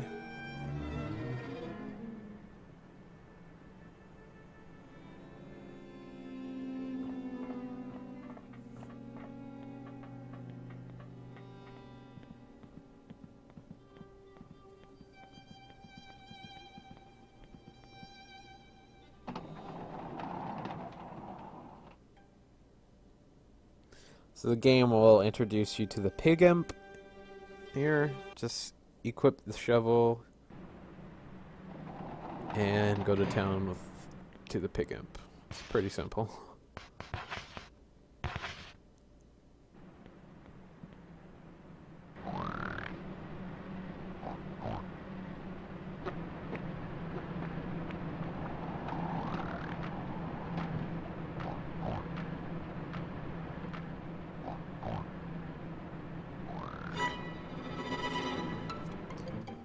You'll soon find out that you'll begin to really, really hate pig imps in this game.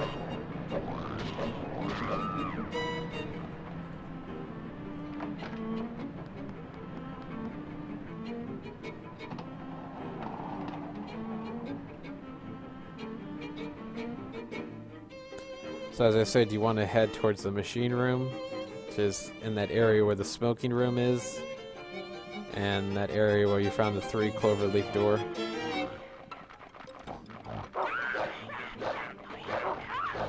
What I forget to do here is, as soon as I load into this area, I usually tell Brown to sit, so he avoids taking damage, because in this chapter you're going to go through a huge gauntlet fight, where you have to fight a bunch of enemies. And you need Brown at full health so he can help you out. So I tell Brown to sit there. So hopefully he doesn't take damage when he's running with me. Because you're going to encounter a lot of pig imps in this chapter, which pig imps are known for in this game are charging. So you see little McFatty here decides to break the generator. So you are tasked with chasing after him. So McFatty here goes to the what do you call it? Like a food storage area. So you need to go to the food storage area. If you don't know where that is, just follow this pathway that I take.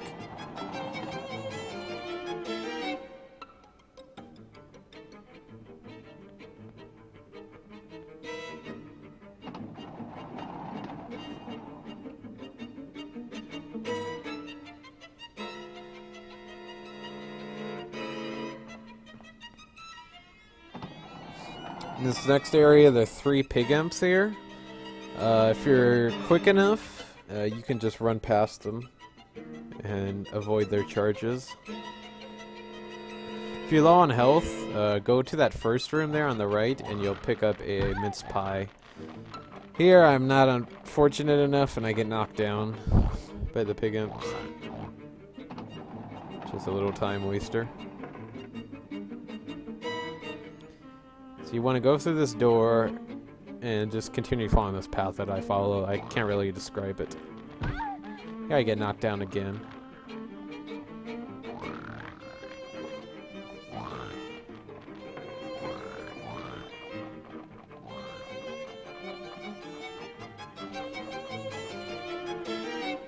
As soon as you enter this door, just spam circle or X, depending on what game you're playing, what version you're playing. You don't need to move anywhere, like the object will be right in front of you, see? So it's just a quick pickup. Now you want to go back to the generator room. This is the pathway I take. If you want to take a different pathway, be my guest. Here I hit the pig imp. So I avoid getting knocked down for a third time, but Brown takes damage there, which, yeah, tough shit, I guess. I run through the kitchen here, because that's the way you need to go back to the machine room, generator room. There are a bunch of enemies in here, but they're all distracted by food and stuff that they won't attack you right away. So they're going to be like 3 or 4 regular imps here. You can easily just avoid them here by sticking to the right and just running towards the machine room door, generator door. See? That's what I did. So you're going to run in here, run up to the generator, attach the handle, restore the power, and you're going to want to head back to the lift.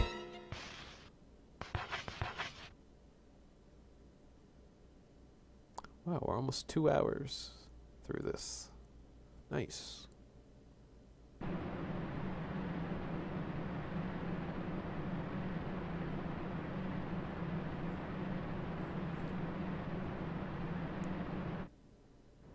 Once you restore the power, all the enemies are gone, so you don't have to worry about them for a bit.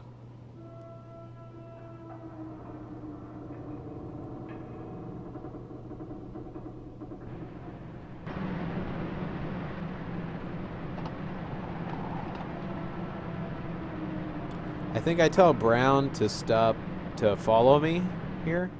Come! Yeah. So, because there aren't any enemies, so I might as well tell him to follow me.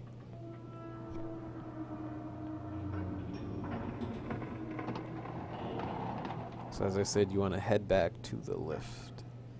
And you want to go to the top and go visit Amanda again.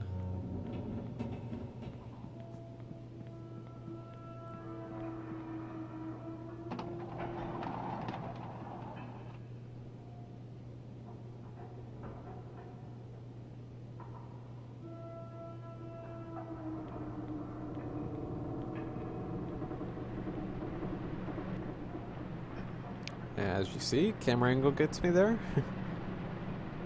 Nothing I can do about that, really. Well, I guess I could get really good and then none of the camera angles would affect me, but yeah. Yeah.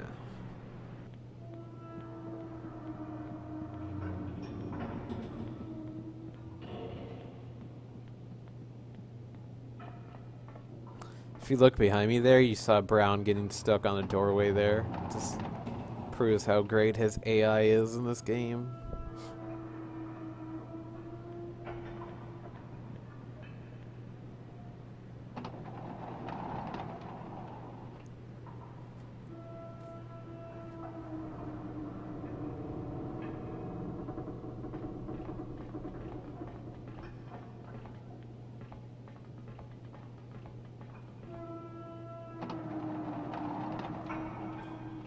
So we're out here at the lift, as I've said once or twice. Take it to the top floor, climb the ladder, and you'll get a cutscene with Amanda that you want to skip.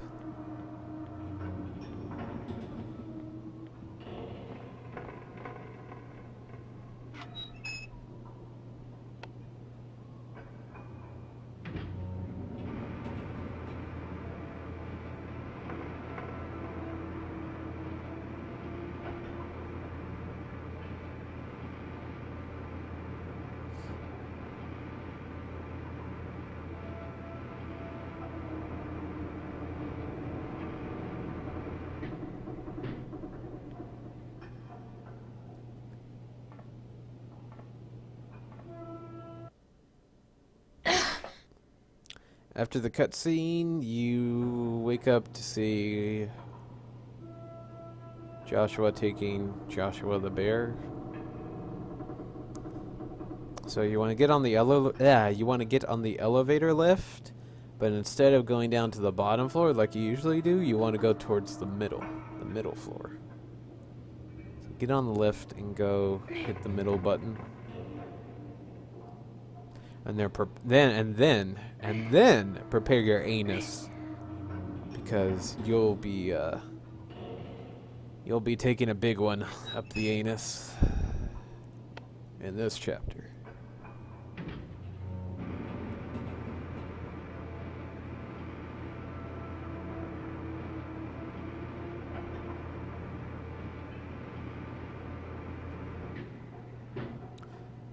So you want to follow Joshua.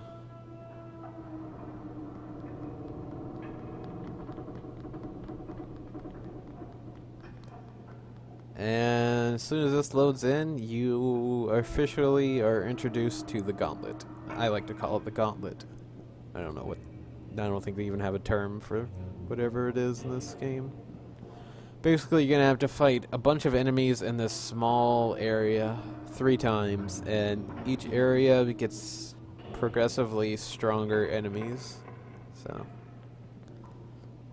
So, as like with most things in this game, if you want to get a good time on this, you need Brown to help you out a lot. Which I think Brown helps me out during the first fight, and then the second and third fights are just average, if I remember correctly. I don't know, let's see how this goes. I can't remember.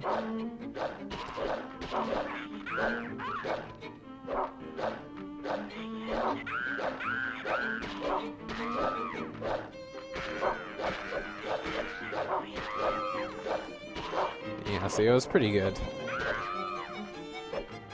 Brown helped me out there at the end.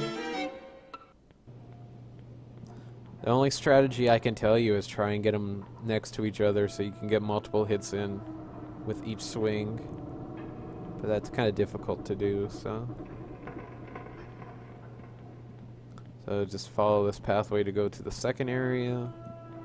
And then once you're in the second area, you want to follow another pathway to head to the Gauntlet fight.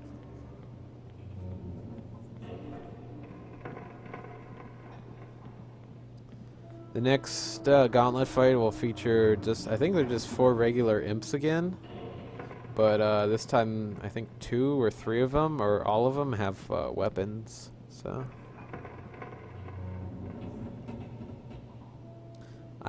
like I said, I really don't have a strategy. I just try my best. I try to get them all grouped up and try to get multiple kills in at once.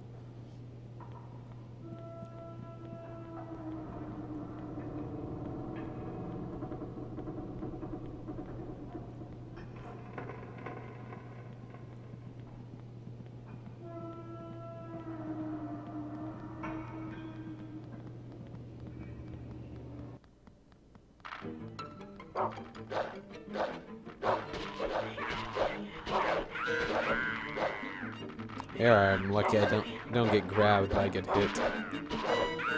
See, I'm getting multiple hits in there. That's really good. Yeah, here I get grabbed, unfortunately, at the end. Thing about getting grabbed is Jennifer throws him off, and it takes him forever to get back up.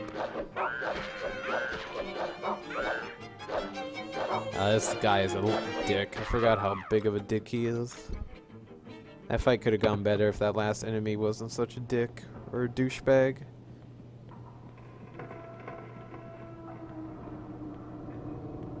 So during the third fight, you'll get, once again, 4, I think it's 4? Or is it 3? It's 4 or 3 regular imps with weapons.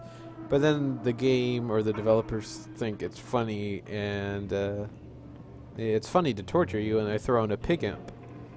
So you have to deal with charges now. It is possible to get grabbed and then get charged. If that happens, the enemies will still be clinged on you, even when you're on the ground. So If you want to try and take out the pig imp first, if that's your strategy, try it out. I've never actually tried that. I try and focus on the little imps because it's easy to tank the pig around, since it's kind of slow compared to the regular imps. But, yeah. To each their own, I guess. I don't think Brown does shit here, if I remember correctly.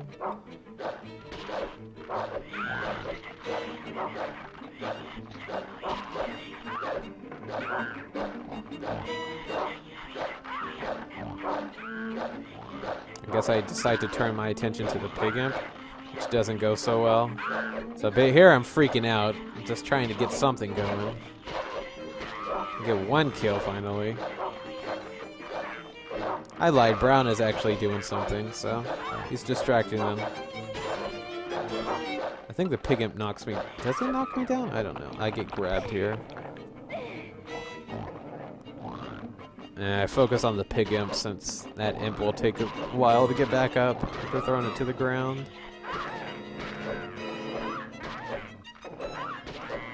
That was, yeah, it was an okay fight. Could have been better, but whatever.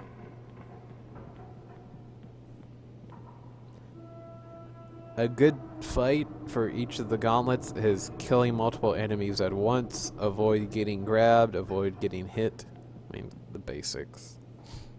So now you want to get on this lift and go. That's a tricky camera angle, by the way. Really tricky camera angle. You want to go down to the bottom floor.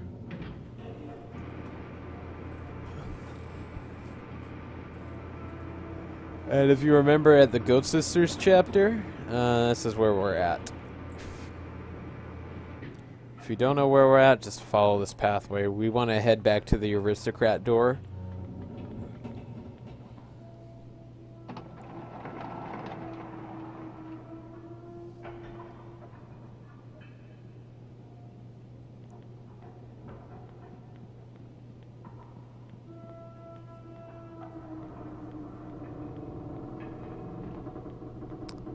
Once you make it through that gauntlet, though, you are basically done with this chapter.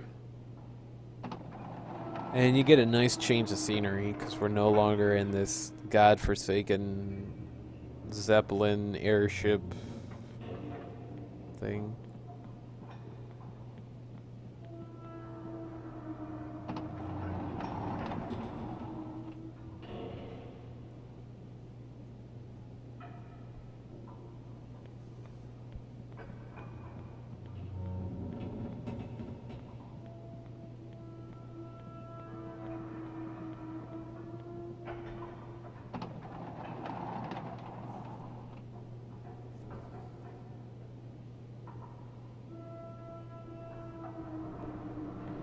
I actually tried this game out on emulator, and I think the emulator actually, like, it improved the loading times. Like, it made them a lot faster.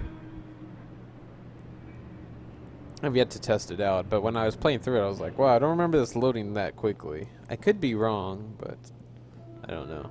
If that's the case, then playing this on emulator, doing speedruns on the emulator, I guess I wouldn't accept it because it's an unfair advantage to people like me who are playing on console.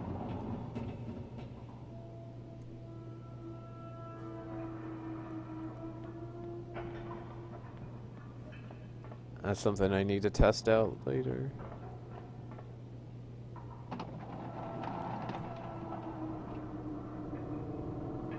I could be completely wrong, but like I said, when I was playing through this on emulator, it felt like everything loaded in faster.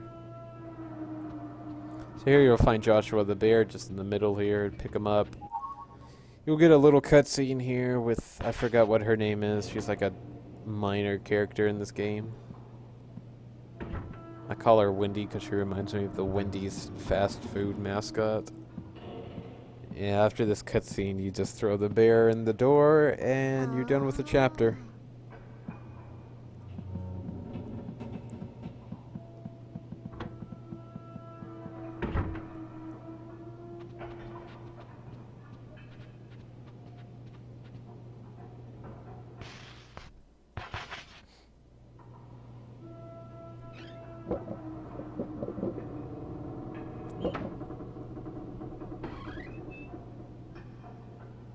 Go inside, you're gonna get grabbed, and skip the cutscene. As soon as the next chapter loads, get ready to call Brown 3 times. Sometimes I forget to do this and waste a little bit of time.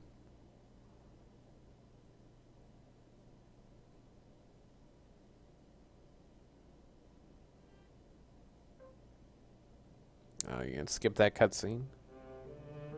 Come! Come! Come!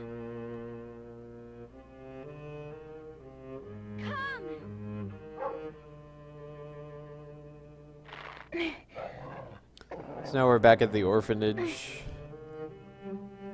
which is a nice change in scenery. So after you're freed, you get a little dialogue here that you need to skip. After this is over, you want to head back down to the first floor.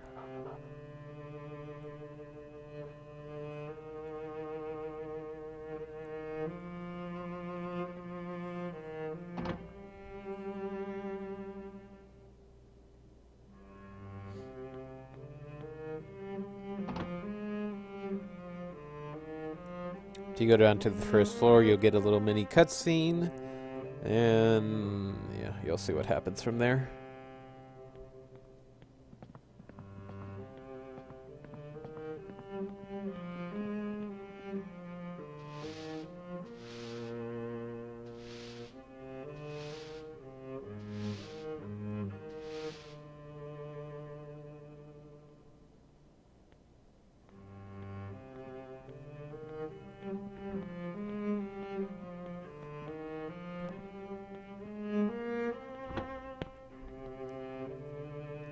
Basically, Hoffman tells you that he needs to see you in his office.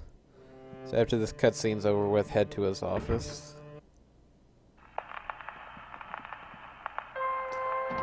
And here's everybody's favorite song that I like to say when I stream this.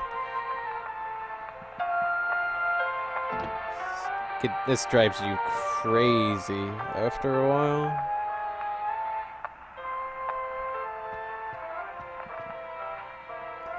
So go talk to Hoffman, he'll insult you, and then you have to run around and talk to all the kids. Wretch. Why are you always trying to get out of work? Can't you do your job like all the other children?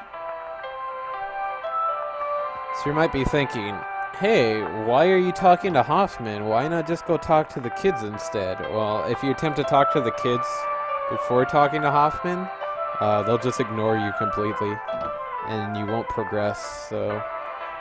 Once again, it's one of those things where you have to trigger something to happen before you can make, progress in the game. So after talking to Hoffman, I run up and talk to the two boys here. After talking to each child, you'll have a note thrown at you. You need to pick up these notes. If you miss one note, then you can't progress to the final stage of this chapter. The nighttime stage. Like, you need to physically pick them up. You can't leave them on the floor, or else the final note won't spawn in. I've tested this out, so... This is a pathway I take. I'm pretty sure this is the quickest path to use, so... If you have a different path you want to try out and use, be my guest. So you want to head to the kitchen here. At first, this can be intimidating because there are a lot of rooms in the orphanage. But there are only just like 6 or 7 rooms you need to head up. And once you know the location of them, it's easy peasy.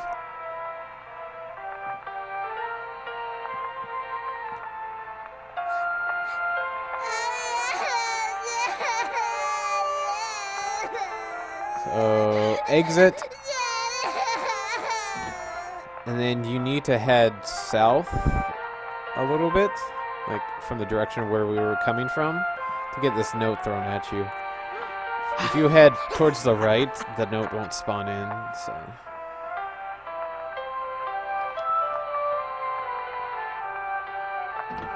So what I do here is I go down to the basement and pick up the axe. The axe is the most powerful weapon you'll use in this game at the end of the game. So you need it. If you use the shovel, then you're basically fucked in terms of doing damage and getting quick kills. It is possible to pick up the axe during the nighttime, but if you do pick it up during the nighttime, when you enter this room, there will be a bunch of enemies that you have to deal with and avoid. So after I pick up the axe, I head back upstairs and head to the second floor.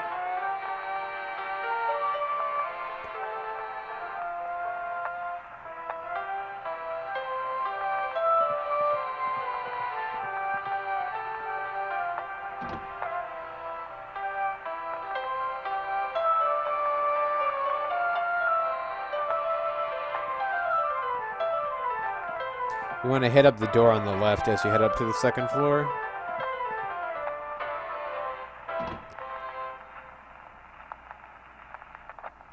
If you want to save some time here, skip picking up the health items. But, yeah. I always pick them up because I like to be safe.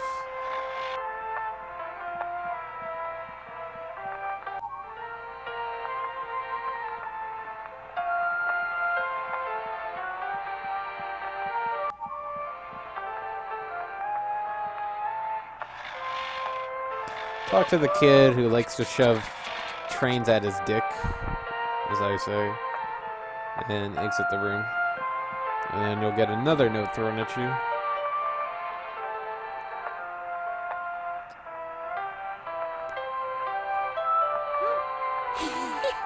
Pick up that note.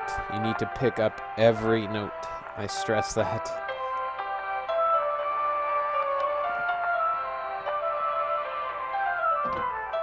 Next, you want to hit up the library, which is just around the corner here, as you'll see.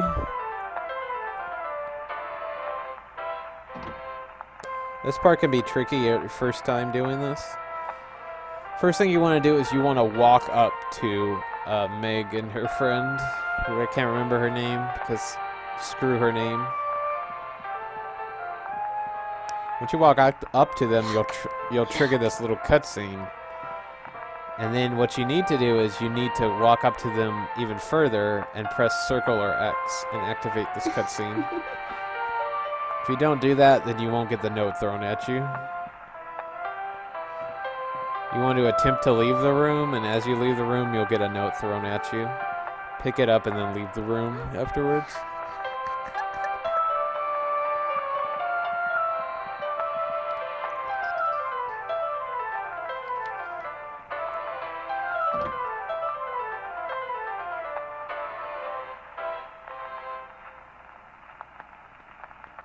Next, you want to hit up Amanda's room, which is just right here. It's pretty basic. You just need to run up, talk to Amanda, leave, and then you'll get another note thrown at you.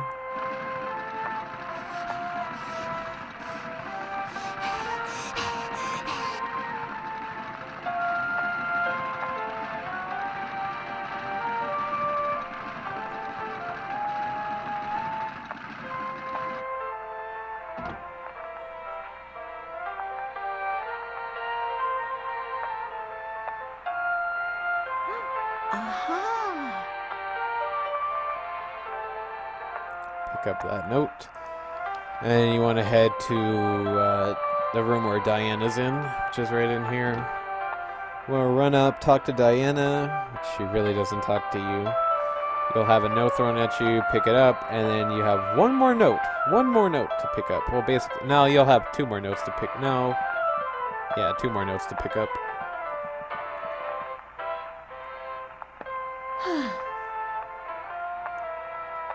And Diana giving you that sassy attitude of hers.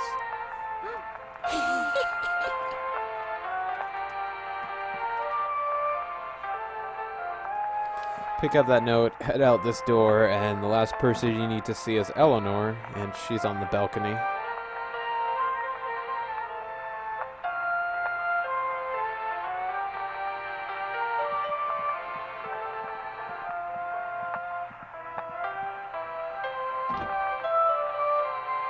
So I'll just follow this way to get to the balcony and go talk to Eleanor.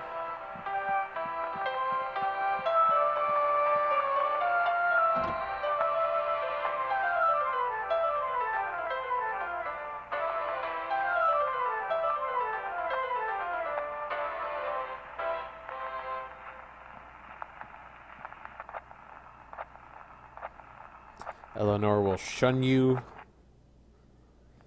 leave, and move towards the door that we entered to get to this area, and you'll have a note thrown at you there.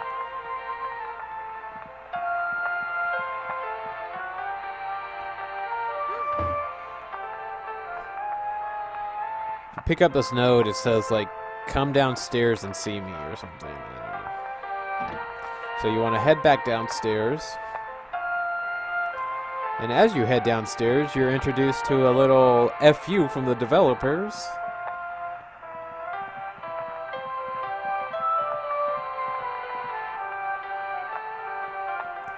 Basically, Jennifer gets shoved down like a couple stairs, and she loses half of her health. That's the reason why I pick up that mince pie and lollipop in that room.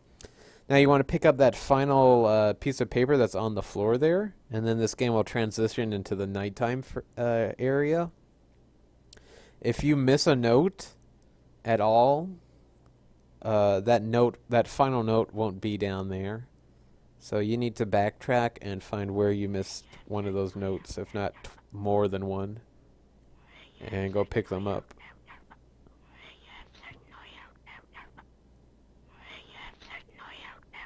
After nighttime spawns in, a bunch of imps come out.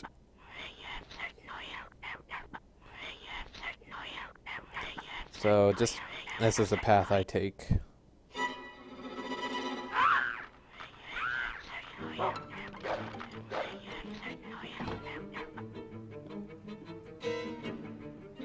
You want to go out to that door where you, I don't know what to call it. The little playground area, that's where you want to head. You need to spawn in the mini gauntlet, as I call it, in this chapter.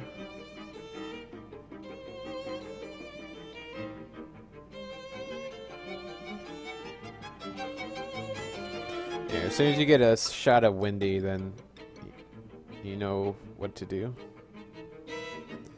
Or everything will spawn in. So basically, here I equip the axe, and then I heal myself because, you know, you lose half your health due to that bullshit mechanic that the developers threw in there about getting shoved downstairs. So what I do is I start at the top floor, and then I work my way down. If you have a different path you want to try, be my guest. So first, we need to stop at the library where we have to kill a goat imp. Basically, we're tasked with killing special imps. We need to kill 2 goat imps, 2 pig imps, and 2 rat imps. So the goat imp is located in here. It's where basically Meg was, in that corner. Let's run over there and ask him a question. Sorry, I had to do that. Kill him. Run out. Next, we want to head to Amanda's room. You have to wait for the doors to unlock in each section, by the way, before you can leave. So next, we want to head to Amanda's room, where there's a pig imp.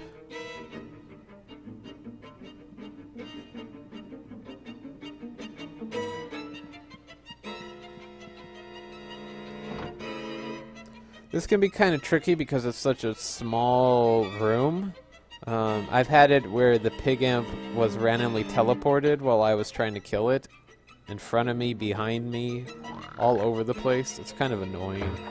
So you want to keep your distance and just axe away, I guess.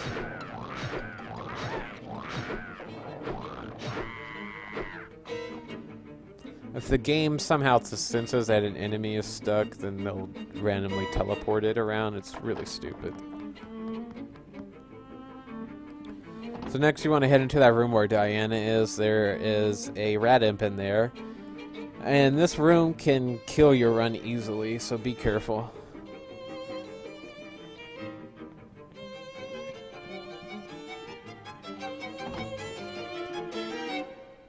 There's no trickery here involved. There's no method to do. Just run in there and try and kill the rat imp as quick as you can.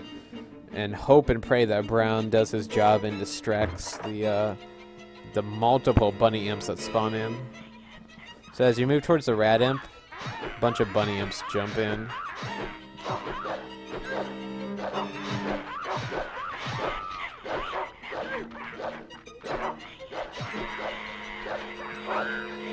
So here I kind of mess up and I run into a bunch of bunny imps, which I wasn't aware that there were that many behind me. So I kind of take damage here. I turn around here and try and escape, which I do end up doing. You can easily get killed there though. Like you can basically get wombo comboed and just die instantly. I've died multiple times there before. So now that we've killed, there's everything that we need to kill on the second floor is dead, so we need to head back down to the first floor.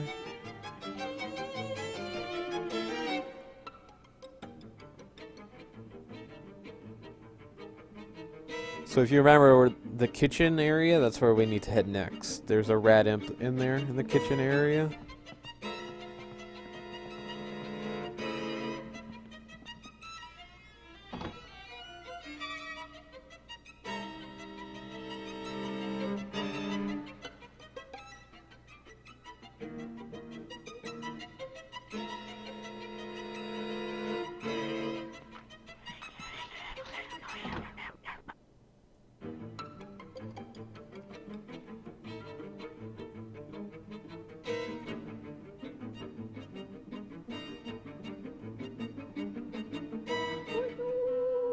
This rat imp can be a huge asshole.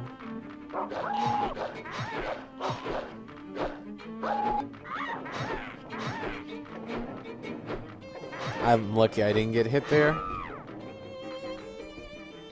In my previous run, I actually one-cycled the rat imp, which was really good. I didn't do that here, though. So if you remember that main hallway that we spawned in at the start of the nighttime area, we need to head back there. Because they take the regular imps away, and they spawn in a pig imp and a goat imp, which are the final two things you need to kill. I can't remember if the pig imp... there goes Brown taking damage, which I've never actually had that happen before, him taking damage in this hallway area. I'm not sure if the pig imp has a weapon, but the goat imp has a scythe. What I like to do is I like to focus on the goat imp because of his range and damage that he does. So I try and kill the goat imp first, but you know, if you feel like you hate the pig imp and its charging ability, and you want to kill that thing first, go ahead. Here I check to see how my health is, and I heal. Because you can easily get killed here by the goat imp. Yeah, as you see, the pig imp actually has a weapon too.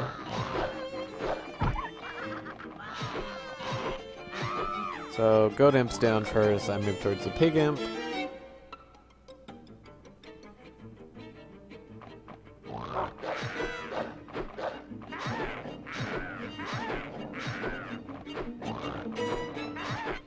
Looks like I almost got hit there. I was going to get hit. There we go. Pig imp is down. And we're done with the little mini gauntlet fight thing. So now we need to head towards the door that's now open. And proceed to finish this chapter up.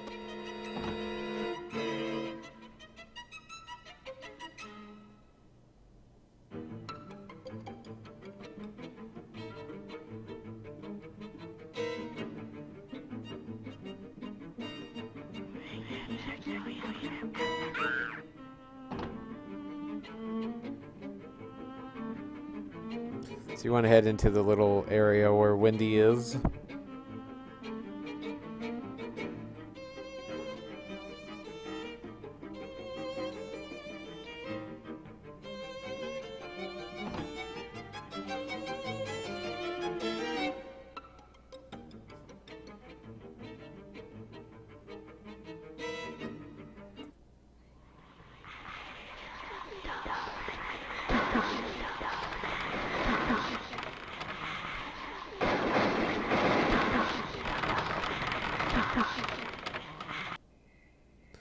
see that storybook on the box? You need to go pick that up. So as soon as this little cutscene's done with, go to the storybook and pick it up. Skim through it, and then prepare to head to the aristocrat door like we did in the first chapter. All the way up on the 3rd floor.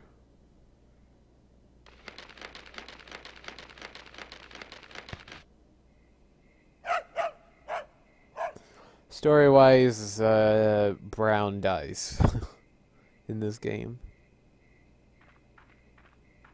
The aristocrat club ends up killing Brown, or at least Wendy ends up giving commands to kill Brown because Wendy gets jealous of how much affection Jennifer has towards Brown. How she loves Brown more than her. So she ends up killing Brown because of that.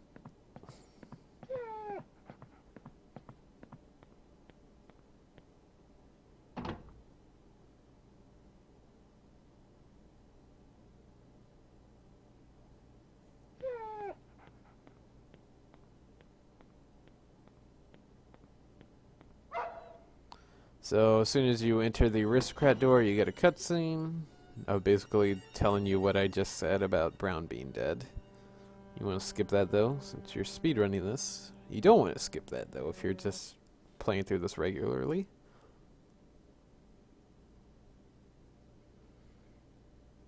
If that happens, you load up to the next chapter. Which I can't remember the name of the chapter now that I think about it. Skip that cutscene.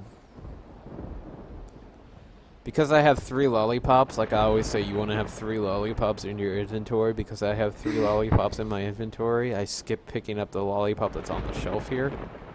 Straight across from Jennifer, as soon as this chapter starts, straight across from her bed, there's a shelf unit, and there's a lollipop there. So if you're low on health, go pick up that lollipop. If not, ignore it. So we want to leave Jennifer's room, or the filth room as they call it, and head out this way where we get a little cutscene with a bunch of girls.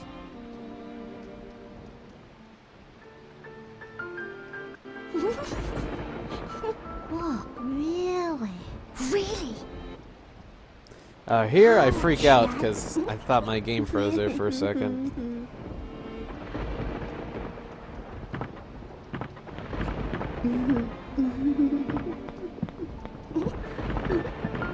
So just follow the girls down the stairs.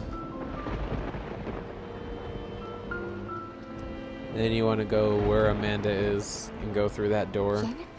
Jennifer, over here.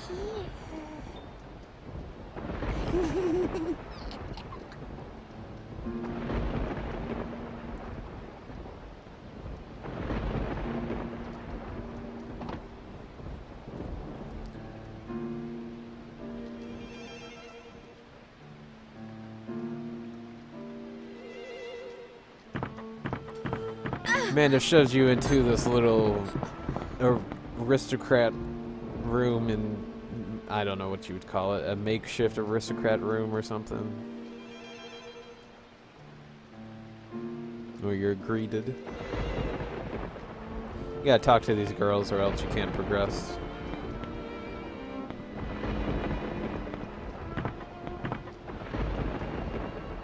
So you gotta run up and talk to Amanda, Meg, and Eleanor. And you get a long cutscene you can't skip.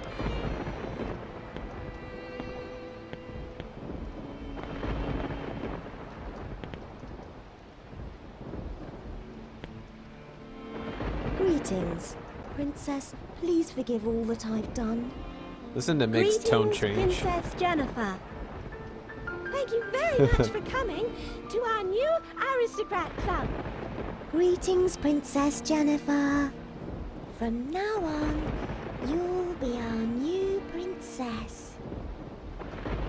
Now, Princess, please think up a new game. Please lead us. We are yours to command, Princess. Basically, the girls feel bad about killing Brown, so they Princess, go ahead. Guide us. make Jennifer the princess now.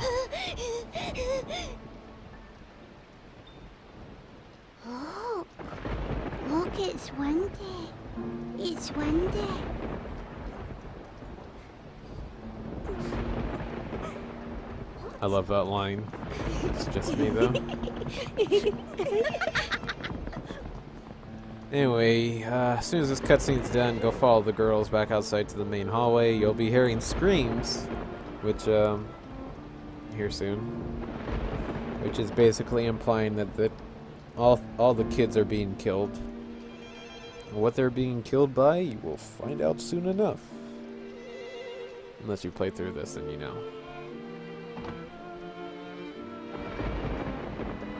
The stories, I'm still kind of fuzzy about this section of the story, so I'm just not going to make any comments about it. So equip your axe and get ready for the final boss of this game, which is really easy. My opinion, there's a cutscene here, skip. In my opinion, the toughest boss fight is the Mermaid Princess. Actually, it's Hoffman. Hoffman's pretty difficult too.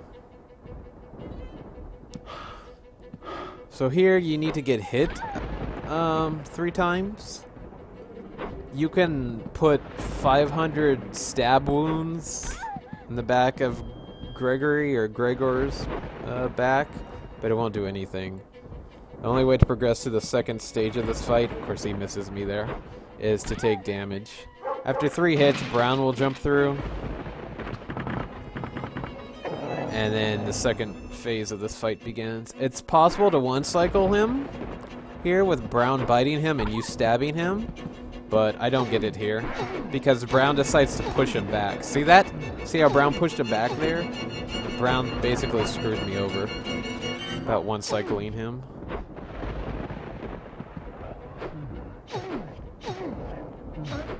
Here. He's dead. Really easy to do. Once that happens, you want to run outside to the main front gate area,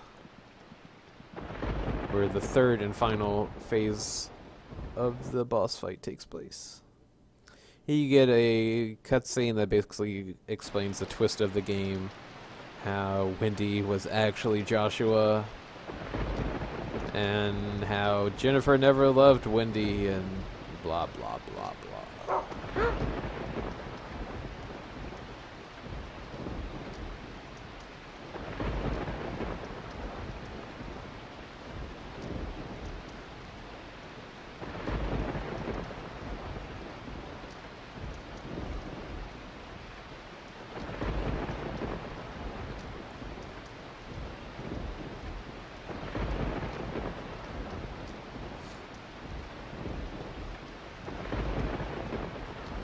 Before Wendy / Joshua dies here, you're handed Gregory or Gregor's gun, which you need to use if you want to get the good ending.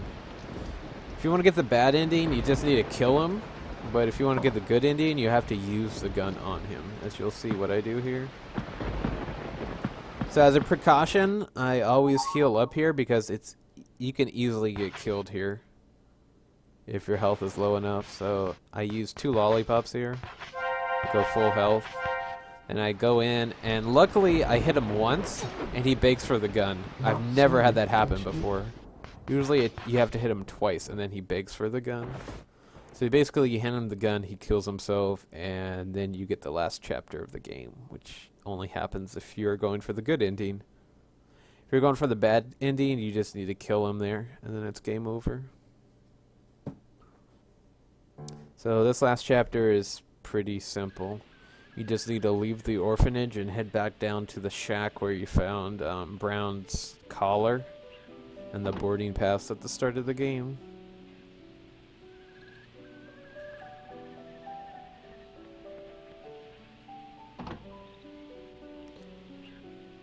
There's nothing really to talk about in this chapter. The only thing I'll really say is when I officially end my timer, when I'm doing splits for this game. Oh, when I do splits, individual splits, I do them when the game asks me if I want to save. But if you want to do it beforehand, go ahead, I don't care. The only thing that really matters is when you start the timer and when you end it.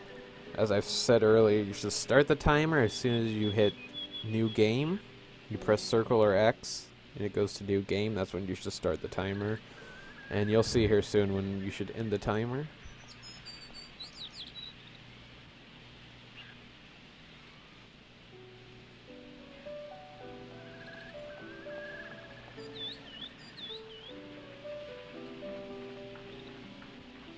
So making our way back down to the shack area.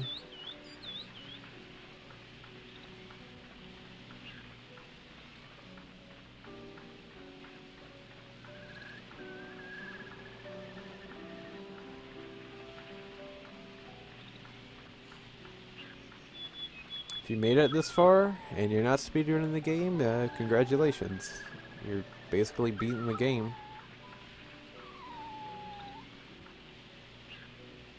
So as you hear little whimpers out, continue to head in that direction.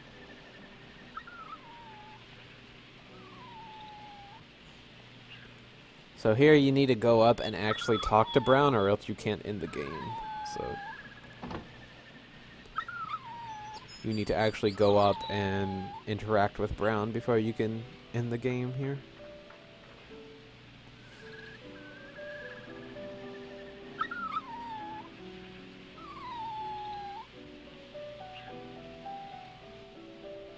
So this is when I end my timer here. You need to go to the bucket night. As soon as you go to the bucket night, now, that's when I end the timer, because I lose control of Jennifer. So that's when you should end your timer there. So as soon as you interact with the bucket knight, just end the timer there. And that's the end of my run. I think it was a 236.48, I think? I can't remember the full time. It's a 236 something. 48, I think it is. I don't know. But yeah. It's the end of the game here. I let the cutscene play out and the credits.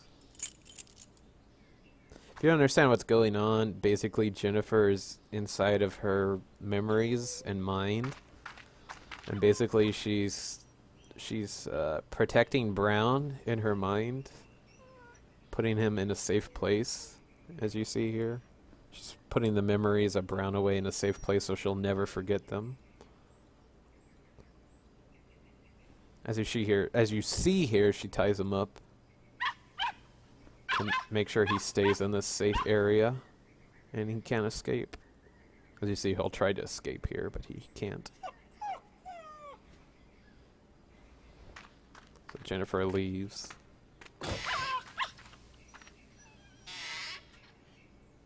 Therefore, protecting him in a safe area in her mind, so, yeah. And it says, I think that says, everlasting true love, I am forever yours, or something. I don't remember what that says. Something to what I was saying. I don't know. And that's the end of the game. So, yep, that's it. Hope you enjoyed my commentary. Maybe this will at least spark interest into buying the game and playing it, if not speedrunning it. This is actually a really good game that was released and extremely underrated in my opinion. If you can look past the horrible tank controls and the broken AI and broken Brown and everything, then it's a really good game. So, yeah, if you have any questions, feel free to leave them in the comment section down below. If you don't, then good day. Thanks for watching. Take care.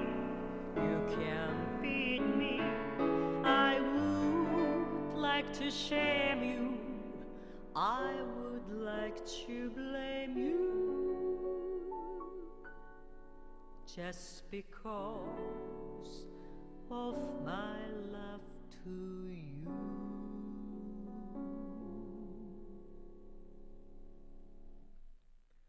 And love itself is just as innocent as roses in May. I know nothing can drive it away. Though love itself is just as brief as a candle in the wind that is greedy, just like sin. alone, but say I am a love suicide, 'cause life itself is just as brief as a candle in the wind. It is pure white, just like sea.